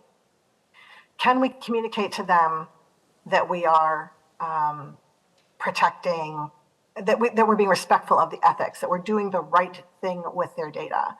So when we're assessing risk, we will look at the compliance risk, and we'll look at all of those challenging questions that have been touched upon. When is good enough? Have we actually, de-identified this data so as to take it outside the realm of privacy law? If we need to do that in that particular instance. So we'll look at compliance risk. We'll look at the risk to individuals, including, what Khaled talked about with, inferences, which may affect groups or may affect individuals. And we'll look at, we actually, have separate methodologies to assess for compliance risk, to assess for risks to individuals, to assess for risks to society or groups, and then to assess for risks to TELUS, brand risk. To us, or risks to TELUS that comes from any of the other risks. So that really necessitates not only a complex risk assessment model, but ultimately for us it turns into a complex comms plan or education plan as part of our risk assessment process. Can we communicate this effectively? And there might be times where we think we could get it right, but we don't think we can communicate it properly. And those are the times that break my heart, is when we say, you know what, we're not going to do this time or right now or this way because we don't think we can give people enough comfort that it will be done right. We saw, for example, when we launched Data for Good at TELUS, not in the healthcare example, but did touch on COVID. We did do everything right. In the end, it was shown that we had done everything right. But there were still a lot of questions. There were still a lot of challenges that came at us. That wasn't a fun time for me or for TELUS to go through all that. So that does make us think twice about the next time and to make sure that we can get it right. So looking for opportunities to be able to communicate that more effectively becomes part of our risk analysis. And that really comes down to, can we be sure that we will be able to engender trust from our customers, from patients, from Canadians in general, and then as we look internationally, more internationally. So, I'm heartened by the skepticism that people show when they ask questions about these things, and I think that it's the right thing for citizens to be asking questions about what's happening with their data. I share that impulse to want to protect our data, but I'm also aware of how hard that can make it to do the things that we want to do in society in this kind of almost post-truth era. And so that's just the one last thing I'll say is that when we are assessing risk, we also try to balance it against benefit. So we will assess benefits to all of those same groups, to individuals, to society, to other groups within society. And then, of course, benefits to TELUS.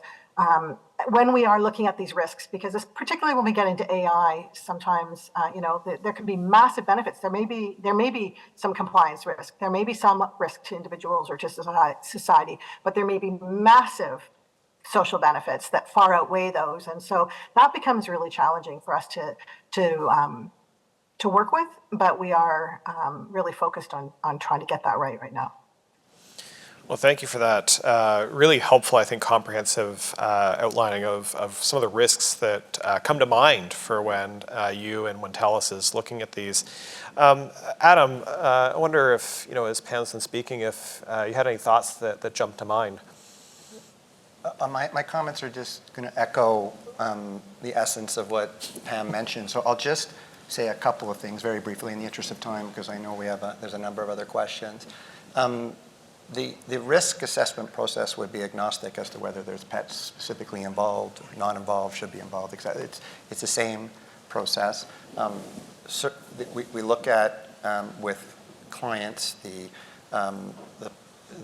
value proposition, the purposes specifically for the processing of the data in question, and look at the potential range of, there's the legal, regulatory, perhaps litigation, ethical, reputational considerations, and as mentioned earlier on the first panel, that just the broader potential impact. We've moved from a PIA generally to the concept of a data impact assessment type of model. So that would happen, and then as mitigating steps, the pets would be introduced, and it's very much, Pam just illustrated the use case for clients on this approach, so I'll just leave it at that. Thanks. And Mohammad, any reactions to Pam's comments? Exactly. Just exactly what Pam said. The only other thing I would just mention is from an Ontario government perspective, I would say government is very mature when it comes to risk management and risk practices around data. And as Adam was mentioning, it's not just specifically unique to pets, it's just any initiative that we would have. We have a risk management practice that looks at the threat risk assessment from a cyber perspective. It looks at privacy impact assessments from a privacy perspective. But we also take a look at brand and reputational risk. And even though we might be doing all of the right things, ensuring that the technology can support the de-identification of data, ensuring that we're protecting privacy, just the perception of us doing something from a government perspective might actually have a brand or a reputational risk to trust. So sometimes governments may make the decision not to do something or not to move forward with the program because the educational awareness may not be at a level of a maturity where we probably need it to be before we can actually enact on a new program or a new policy decision that comes down. Well, thanks for that. So, we've now talked about some of the risks, and now I wonder if we can shift gears ever so slightly. So, Adam, I'm going to send this question for you. Can you share some examples of how current and proposed legislative frameworks address the concept of de-identification, including the use of de-identified data for the public good? Sure. I'll answer this question first with a comment about, structurally about privacy legislative schemes and the treatment of personal information, and then some examples of specific provisions that are in current or proposed legislative initiatives. So at the risk of overstating the obvious, the scope of privacy legislation is limited by the scope of what is the concept of personal information. Information that is not personal information is outside the scope of the legislative scheme. That might sound like the most stunningly obvious thing you'll hear all day on Privacy Day. It is remarkably a topic of considerable discussion, mostly because when is data actually anonymized? When is that the case? So legislative schemes have definitions. They vary across Canada of personal information or personal data, foreign legislative schemes, but they commonly embed either expressly or implicitly this concept of identifiability. If you in a current state, or if you take steps to obfuscate a data record and remove direct identifiers, you have data that becomes de-identified in some form. And then what are you left with? You're left with, forget about any definition, you're left with information that all of us would thought of. It was personal information because they're directly identified. And then you're left with something less than that, is de-identified data. And there was a mention of Canon resources. One of the documents that Canon worked on and put out, a single page document, it contemplates in very simple graphical form something we thought would be helpful, because it came up all the time, of a concept of the spectrum of identifiability. De-identified data could be identifiable depending on the circumstances. And that is how these legislative schemes, in essence, without even mentioning the word de-identified, you have this embedded, and has been embedded for years within the current construct of legislative initiatives with zero amendment. And then we saw, GDPR might have been the first example of this. Jules will check me on this, but I think it's the first example where we had a codification of de-identified data in the form of a defined concept of synonymized data. There could be another legislative scheme before that, but in essence, that is certainly the example. So what did that introduce? That introduced actually 3 types of data, broad baskets. There was personal information. Actually, there's 4. There's personal information, of course, sensitive information, leave that aside. You would have synonymized or de-identified data in the sense that it wouldn't have direct identifiers, like at a super high level. And then this troublesome concept of anonymized data, even if the term wasn't expressly set out.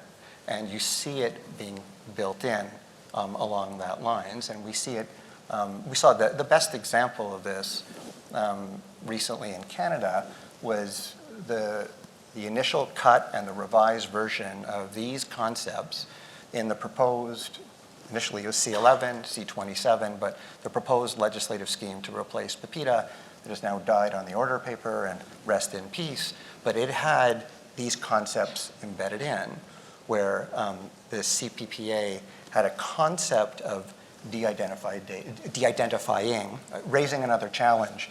It's a verb, you're de-identifying, but it's also a state, de-identified data.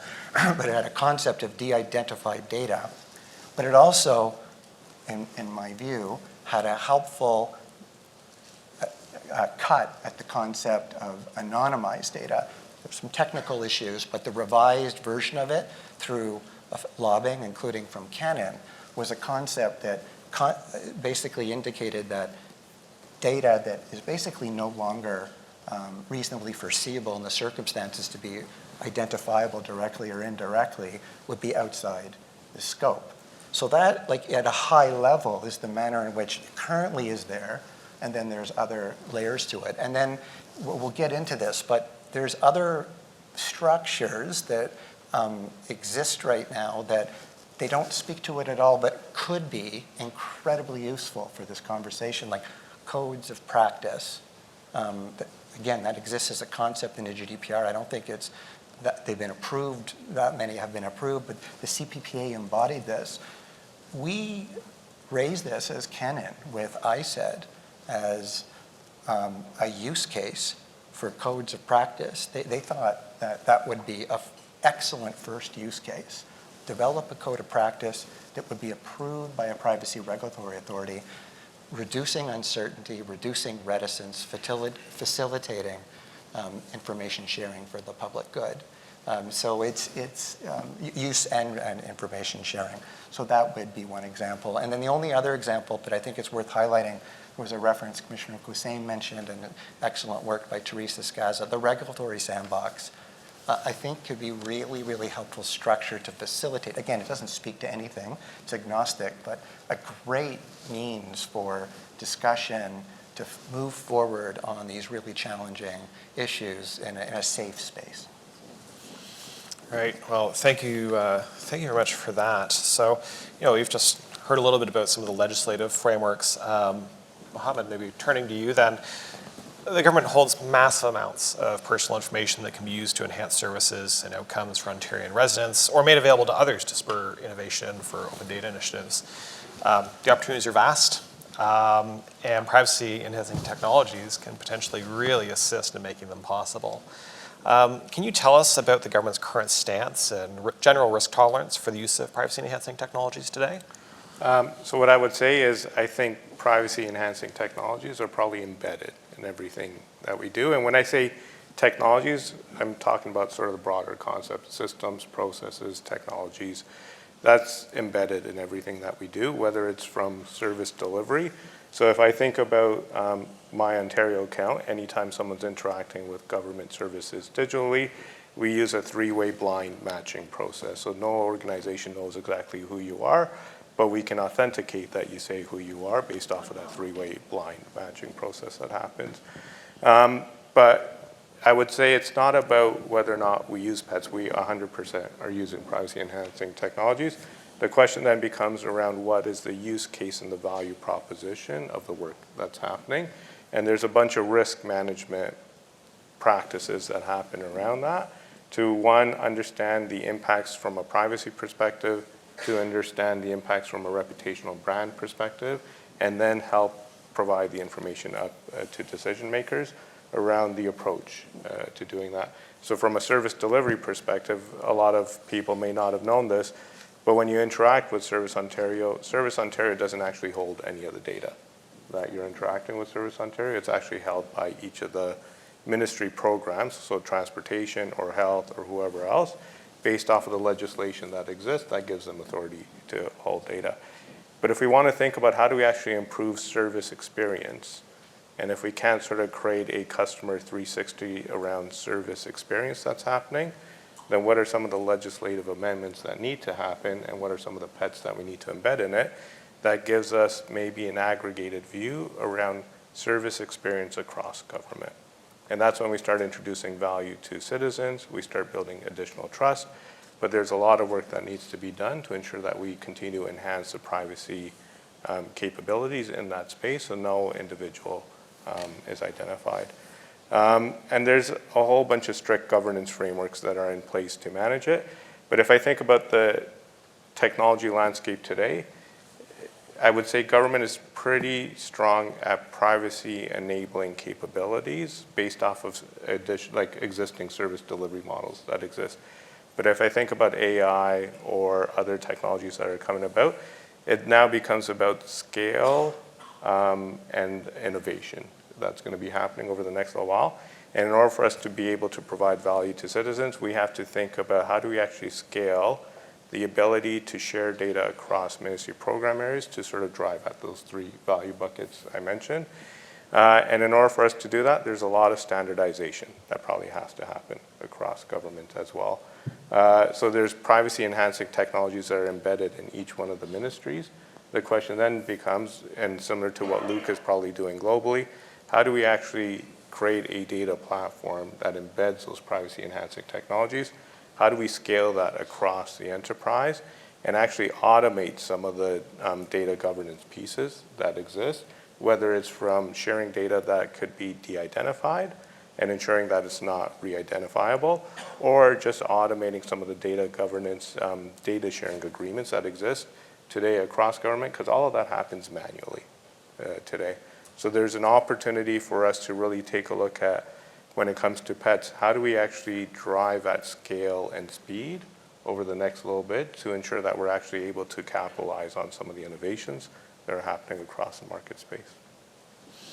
Well, thank you for that, and I know that I think what we keep hearing, I'm just going to point it out again, one of the concerns that I always have when I see privacy-enhancing technologies is half the audience is like, I'm not a technologist or an engineer, what do I have to say? And I think what we're hearing, this panel and the last panel, is the intense role of lawyers, policymakers, technologists, engineers, all working together, not just to advance the technologies and the implementation, but the culture change that is often associated with them, and working through some of those often thorny but exciting items. So we're at the last question of the day, and this is one for all three of you. And Pam, you'll be up first. Can you tell us what the role of the IPC and of course other regulators should be in helping to encourage the use of privacy-enhancing technologies by Ontario's public institutions? So, Pam, over to you. Specifically Ontario's public institutions. Okay. So I definitely think there's a key role for the IPC to play, and I think actually just by having today's event, the IPC is playing part of that role.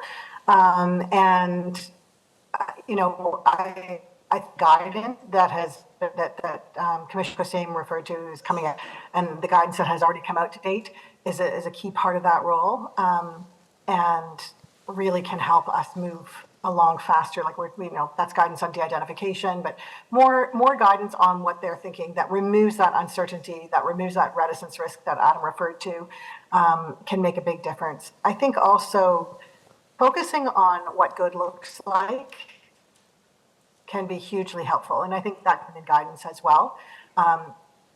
We hear a lot about what can go wrong. We talk really well about risk in the privacy world, but we don't talk as often or as well about what good looks like. And so I think we have to get a little bit more comfortable doing that, both as practitioners as well as regulators, so that we can foster trust among citizens, as well as create that certainty to allow innovators to move ahead and not be too afraid of doing the wrong thing.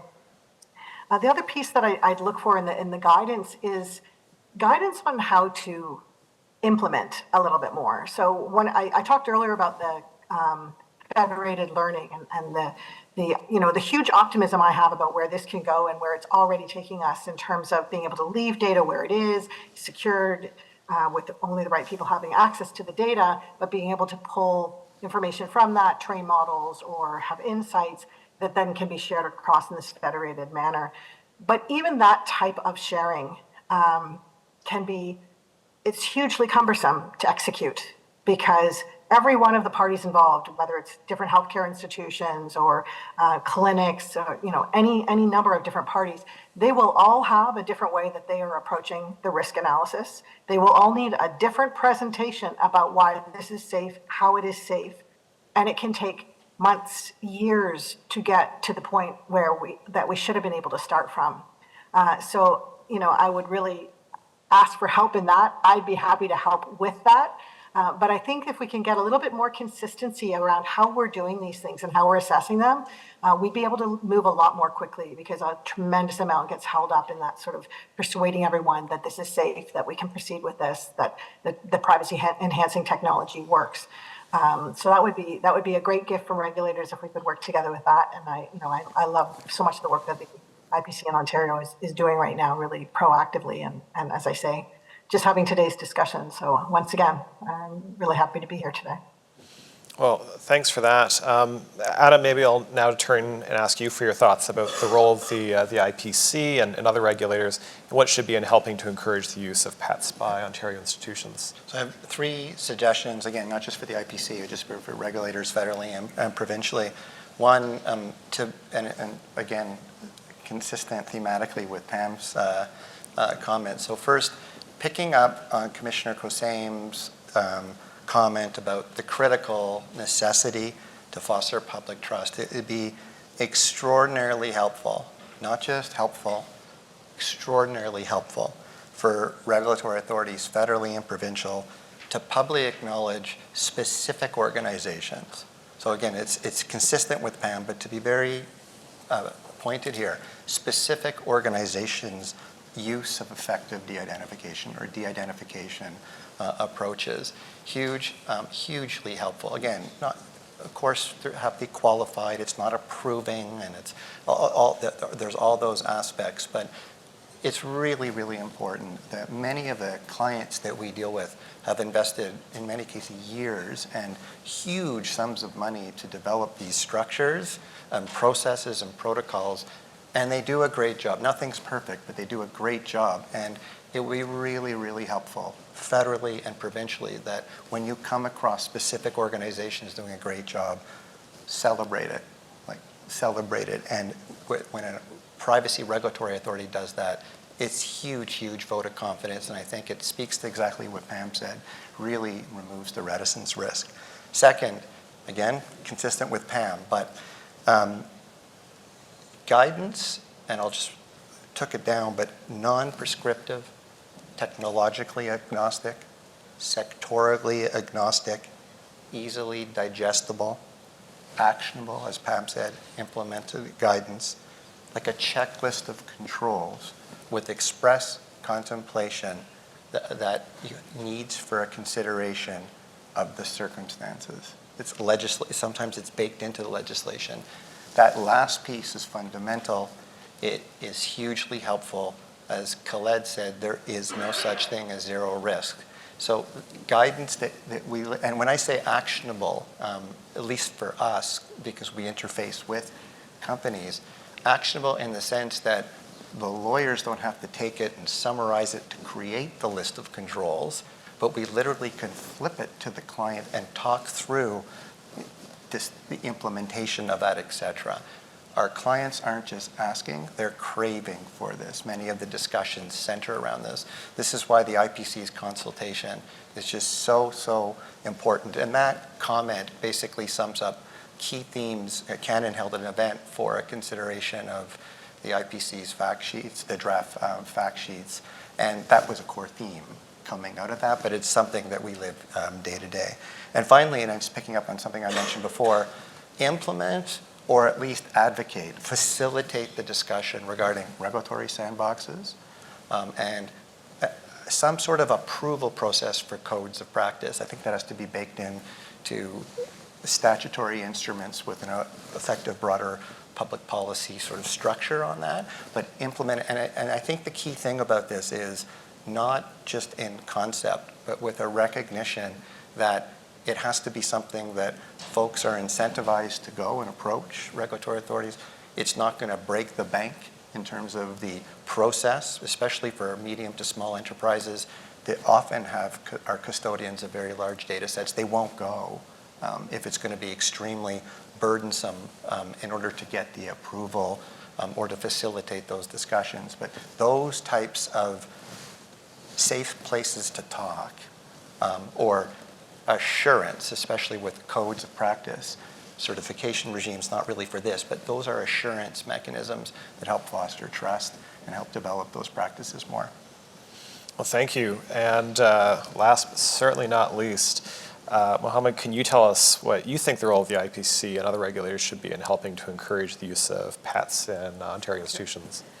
I don't know if I'm going to add anything new to what's already been said, but I will highlight, like I know the Ontario Public Service has a great working relationship with the Privacy Commissioner.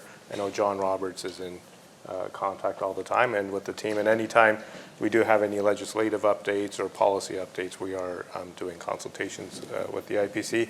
I think what Adam and Pam were highlighting is just, I think it's really important from a how do we actually move forward together as a society to really identify what does good look like.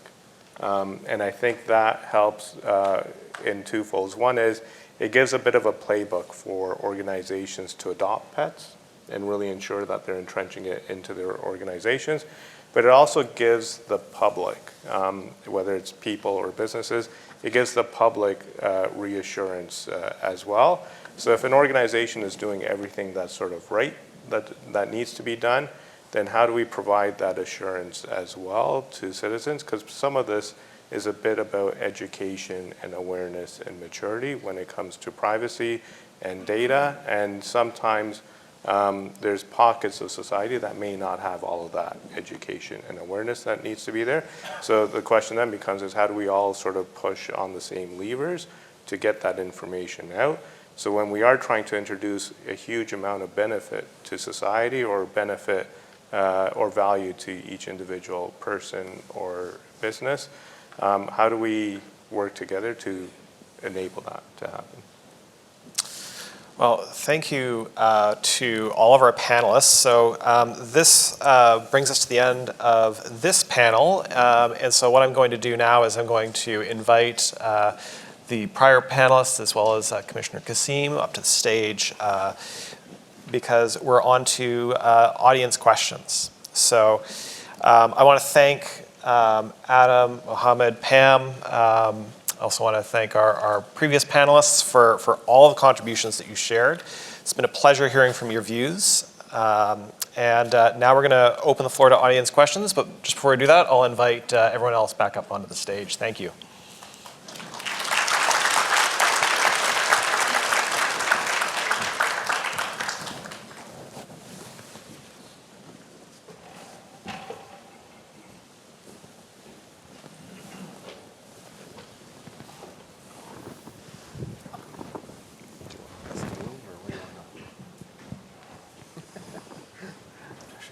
Yeah, it's fine.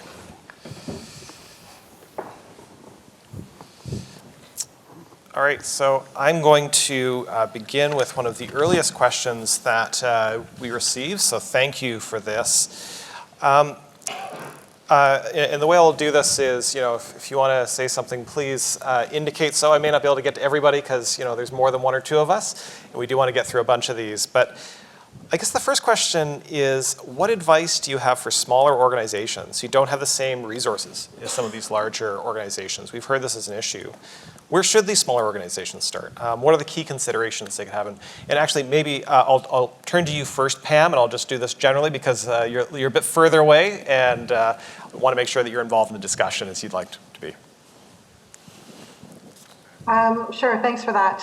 So, that's not generally the problem that we have at TELUS, being we are a large organization and do have the money to invest, but happy to weigh in on that. I think really we talked a lot about what surrounds the data set, but in the case of a small organization, I would start with the data, and I would start with the technology doesn't have to be complex. I think the analysis has to be rigorous about what you have to do and get done with your data, but the actual transformations are not complex. So I don't think it requires a massive investment to transform the data, but it does require some education to make sure you get that right. So if you are planning to use data, that's an investment that you have to make, that investment in learning how to get it right.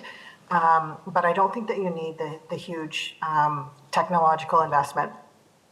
And then I think you need to focus on having a kind of a rigorous surrounding risk assessment where you really think through what could go wrong and what the impacts could be, both negative and positive for, as I talked about earlier about individuals, groups, society, and look at ways to address those considerations, and then look at ways to explain how you've done what you've done.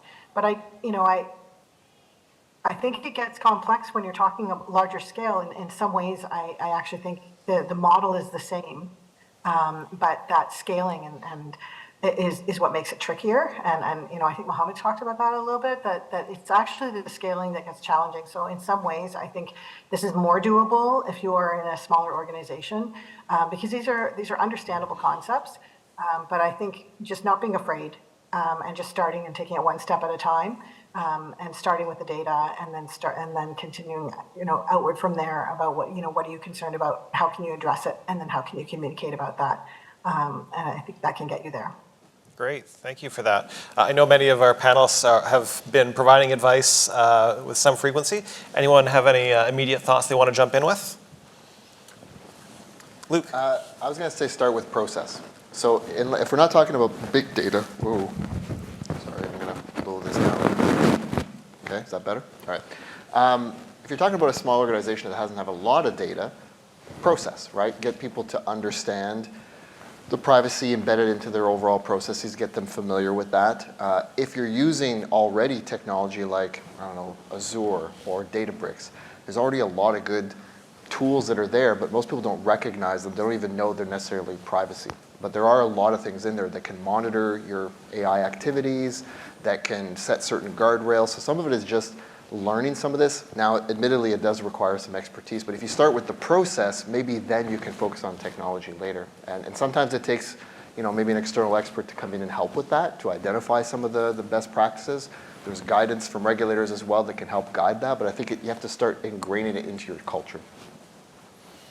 Yeah, and the challenge for the small organization is less likely to be the technology and the data science. Let's assume you've got data and you're looking to do something sophisticated with it. You've got data science people who typically are going to be capable of the processes that we're talking about. The burden for them is they say to you, okay, well then what's exactly the risk level? Or you show them the law and they say, well, just meet that. And then they don't know what to do with that because that doesn't give them the specific guidance. So it's, it's the clarity of the guidance and what they need to do. It's not, which we all need to solve. It's not necessarily that they need massive computing power. It's in the big companies are providing this as part of a cloud service for better or worse, right? I talked about clean rooms. Again, productizing it sometimes makes it, hey, just do this and you're fine. So there is that challenge. On the other hand, it's actually there to, turn on for some additional, relatively small fee. Our firm has a practice, it's emerging companies practice, scores and scores of startups and early stage companies. And picking up on Jules' comment, we often end up having a conversation for the really data intensive startups in other companies, saying data, including, assuming for this conversation, personal information is a critical business asset for you. There's a whole bunch of opportunity, it's why you exist, but there's a whole bunch of responsibility that tags along with that data. And for a sustainable business, you're going to need a trust model.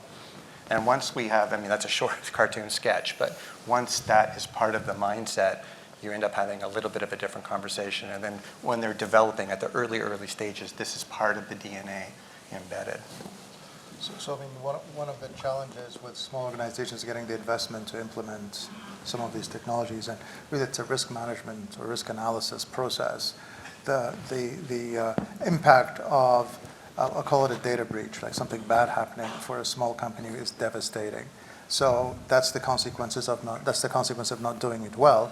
And you take that argument to your investors and the powers that be that fund the organization and make the case, because at the end of the day, it's a risk analysis, and the flip side is significantly negative for the organization. So making the investment is necessary. So we have a question from our audience. So thanks for sending those in. So we have some stuff to talk to you about. One of the questions that we got is a small health information custodian, privacy-enhancing technologies feel a bit overwhelming to consider. So, really getting tangible. We're talking about a health organization.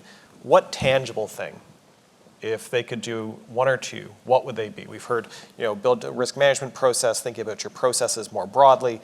But I wonder if there's advice that you would provide to a health custodian in particular. I'm going to pick on you first, Khaled, given your background, and then I'll come for the rest of you afterwards. I think it depends on the problem they're trying to solve. That'll be the first question: is what are you trying to achieve, and then take it from there to identify the approach, whether it's a process or technology that's needed to address that problem. But in most cases like this, they either don't have the expertise or they don't have the money. And these are the problems that have to be solved, because if you're working with data, personal health information, the risks are significant, and you have to do it well. Again, if something goes wrong, it's devastating. So figure out a way to get the resources and the expertise to do it well. I don't think there's a way around this. Yeah, I would just, so if you're a small business as a health information custodian, there's opportunities to partner in that space. There's lots of very mature organizations that are also health information custodians that you can either learn off of, or we call it swipes, steal with integrity and pride. And it's about how do you borrow things that are already developed, but give credit where credit is due. So you don't have to recreate the practices or the processes. There's very mature organizations in that space. So really take a look at how do you partner with other health entities that may be within your vicinity. And I'd equate this to the cybersecurity work that we were just doing in health. So every entity trying to address cybersecurity on its own was not going to be able to do that because of the demand and the resources and the scalability.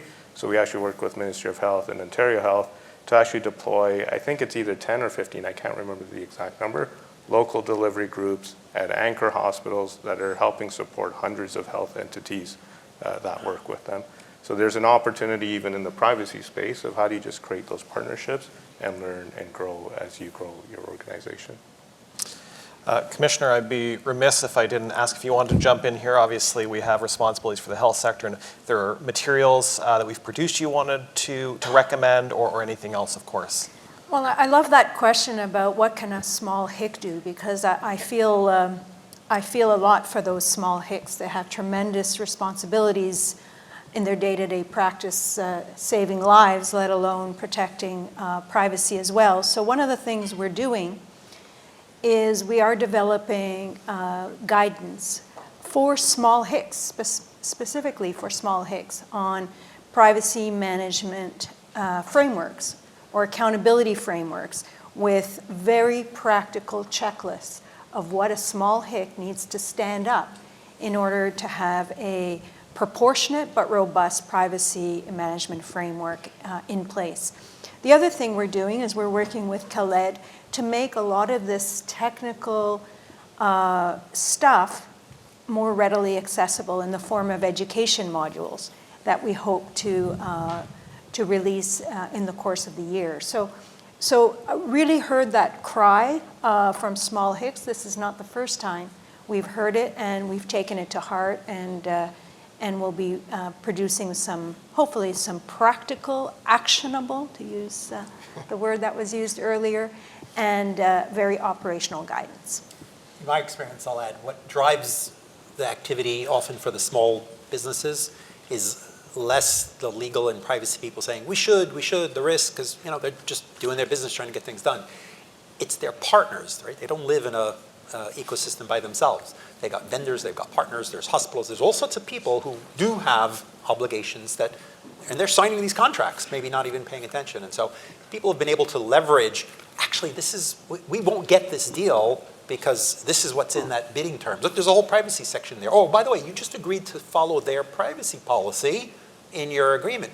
Do you know what it actually requires us to do? So all of a sudden now it's a product requirement, and they get that. I remember even when I was in the private sector trying to get stuff, and I couldn't get it done, the business, and I was at bigger enough companies, but I couldn't get my stuff prioritized. But then a client or a possible client just didn't even demand it, just said, oh yeah, how do you deal with this issue? All of a sudden, people wanted answers, and I was being put up front to explain, the kinds of things we were going to do to please them. So to the extent that productizing it or fitting it into this is what we need to do to be in the market. Or by the way, our competitors have this, so we aren't going to compete well because they do that. So a whole bunch of strategies that sort of take this from compliance, legal, I don't worry about regulation, are we really at risk, to these are actually the business things you need to win the deals or to comply with your requirements under the deals.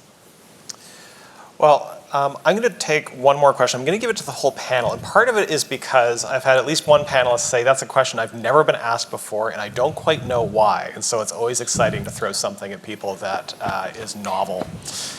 So the question is this, and thank you for the audience member for sending this in. In your experience within the privacy industry, what are some of your favorite books, podcasts, or writers that provide tangible insights into privacy laws and practices? Could you share any recommendations for essential readings or resources that offer a comprehensive understanding of privacy landscapes in Ontario, Canada, or globally? And I'll just say, every one of you can say you should go to the IPC's website first, and then if you want, you can go to the federal website. But it's an option, but the IPC first. Yes. Pam, maybe I'll start with you. Well, I was still hoping you were going to start with me. It's a great question. I don't know that I have sort of favorites, because I think they're quite timely.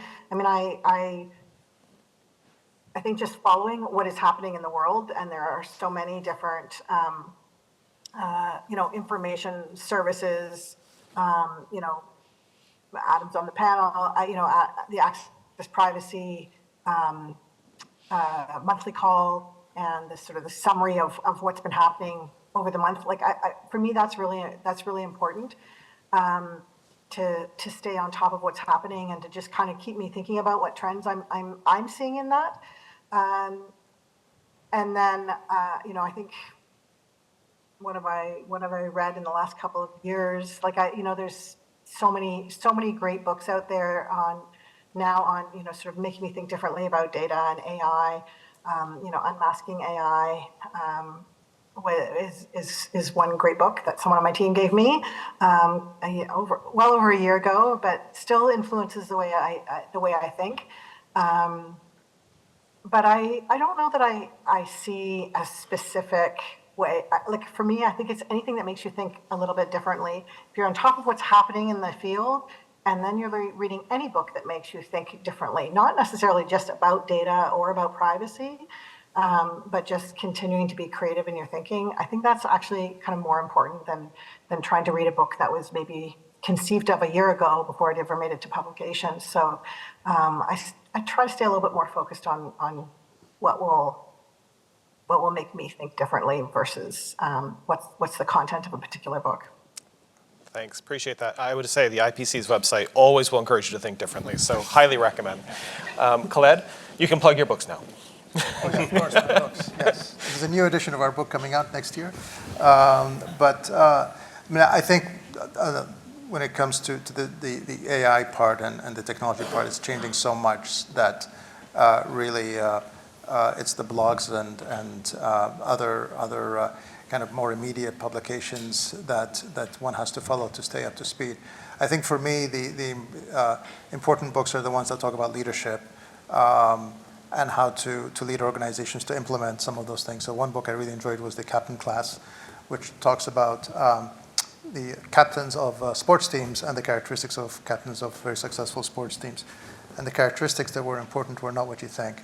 And another, I think, good book is called Never Split the Difference, which is all about, written by a hostage negotiator, but it's actually about sales.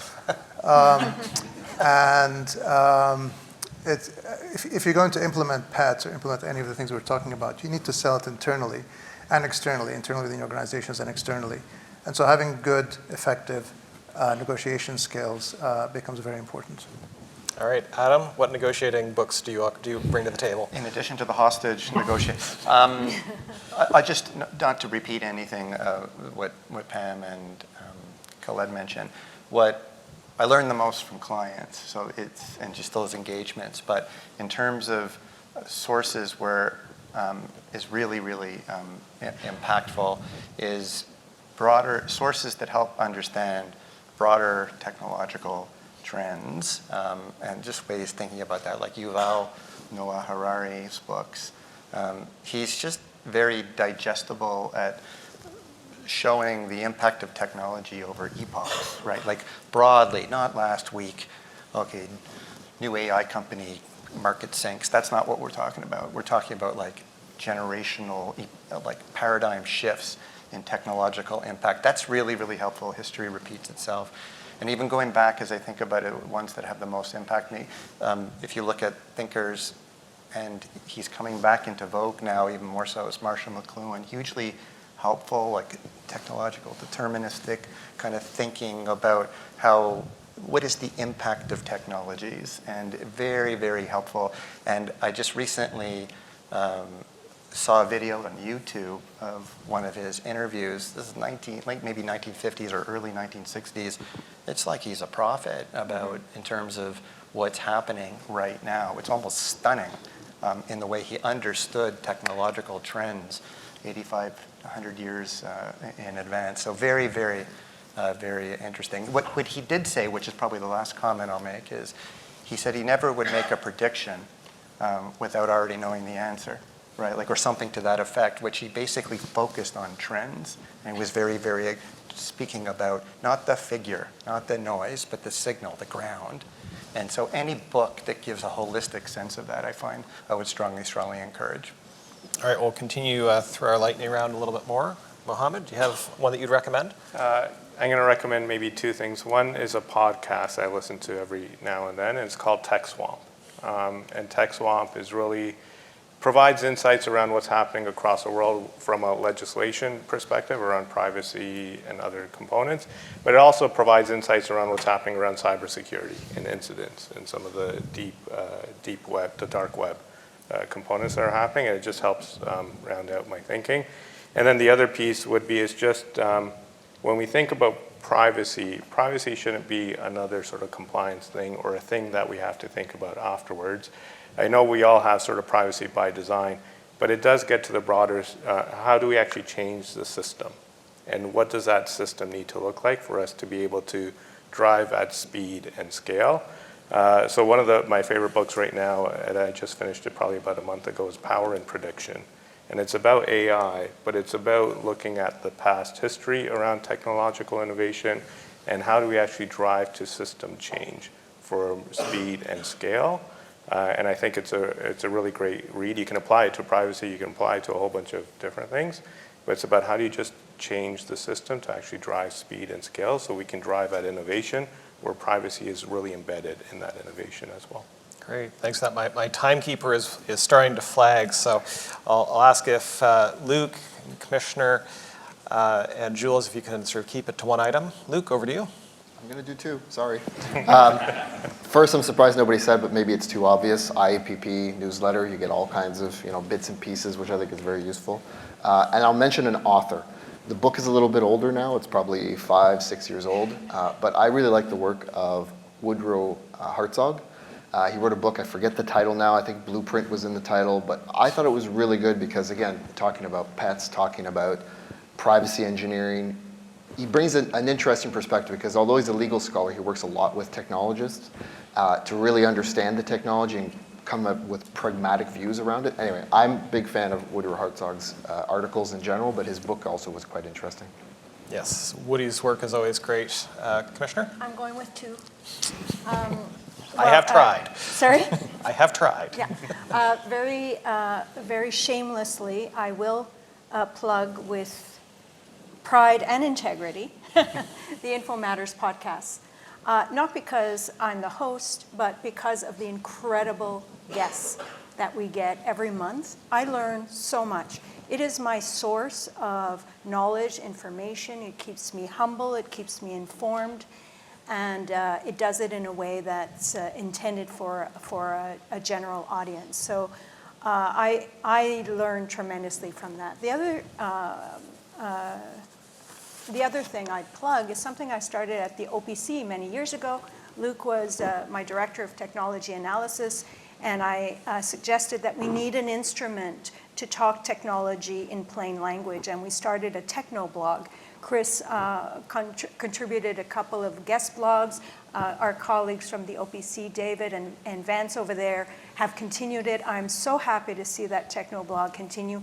You guys do amazing work, and I think that's another great source from the regulators. Thank you. Jules? I'm not sure what this says about my social life, but for many years I ran an in-person privacy and tech policy book club in the Washington area where over cheese and crackers we talk about the books that we ought to be reading. I started doing it virtually over COVID, and a lot of authors were now willing to be interviewed. So somewhere on YouTube or on the FPF website, you'll see dozens of books. I'll mention just a discussion with the author for those of you who want to watch instead of read. But for those of you who actually will read, I recently read Arvind Narayanan's AI snake oil book. He was actually the guy who busted the Netflix DID thing that we talked about. And you think he's a skeptic because AI snake oil, and he is a bit, but he's also a sophisticated and detailed enthusiast for the kinds of legitimate things that he thinks AI can and will do. So I'll highly recommend. For those of you who like the whole privacy by design type direction, a Dutch computer scientist named Jaap Henk Hockman has a book called Privacy is Hard and 7 Other Myths. Super easy read, really gives you some sense of kind of what privacy by design is with really accessible examples. A historian named Sarah Igo has a wonderful book called The Known Citizen. It looks at culture, music, history. It really puts this in a big, more sophisticated picture. So anyone who wants sort of that big thinking, I think is useful. And then I'll just conclude with a lot of the privacy people, we kind of see a lot of privacy stuff. We follow, this and that. We don't always read enough sophisticated, here's where technology is going. It's so useful when you're able to couch your argument, not just, oh, we should do this because we need to, this and that, but here's where this is going. The platforms are doing this, the startups are doing this, here's the trends, which sometimes the product people get, but sometimes they're very micro-focused on their particular thing, and they want to optimize X, and the fact that for the broader interest of your organization, there actually might be some better argument that the CTO or other senior management would buy if you can link it to, so some of these fairly cheap but subscription, very sophisticated email things that the CEOs and senior management are frankly reading to keep up, like Casey Newton's Platformer or Ben Evans, another sort of former VC who write really and they will occasionally and routinely touch on privacy and legal issues, and that's where often your management is kind of hearing about, the risk and so forth. So, recommendations. Well, thank you for that, and thank you to everyone who submitted questions. I think you have your reading list for at least the quarter. I'll turn things over now to Assistant Commissioner Michael Maddock for some closing remarks. Thanks, Mike.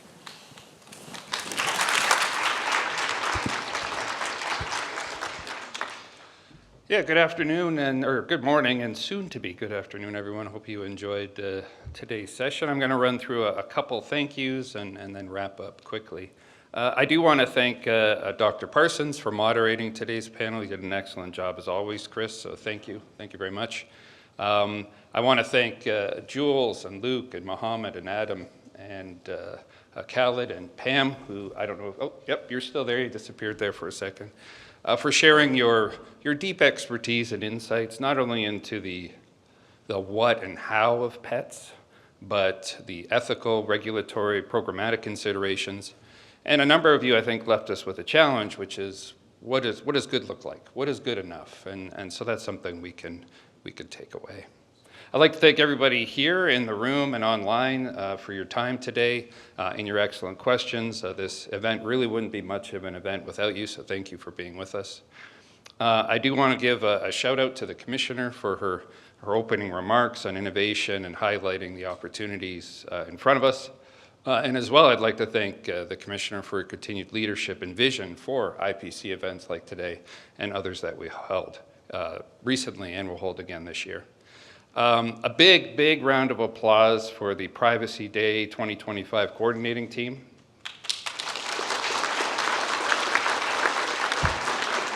A number of folks behind the scenes worked tirelessly to bring this seamless day together, and I think it was truly successful. I hope everybody walked away with some valuable learnings and insights from today.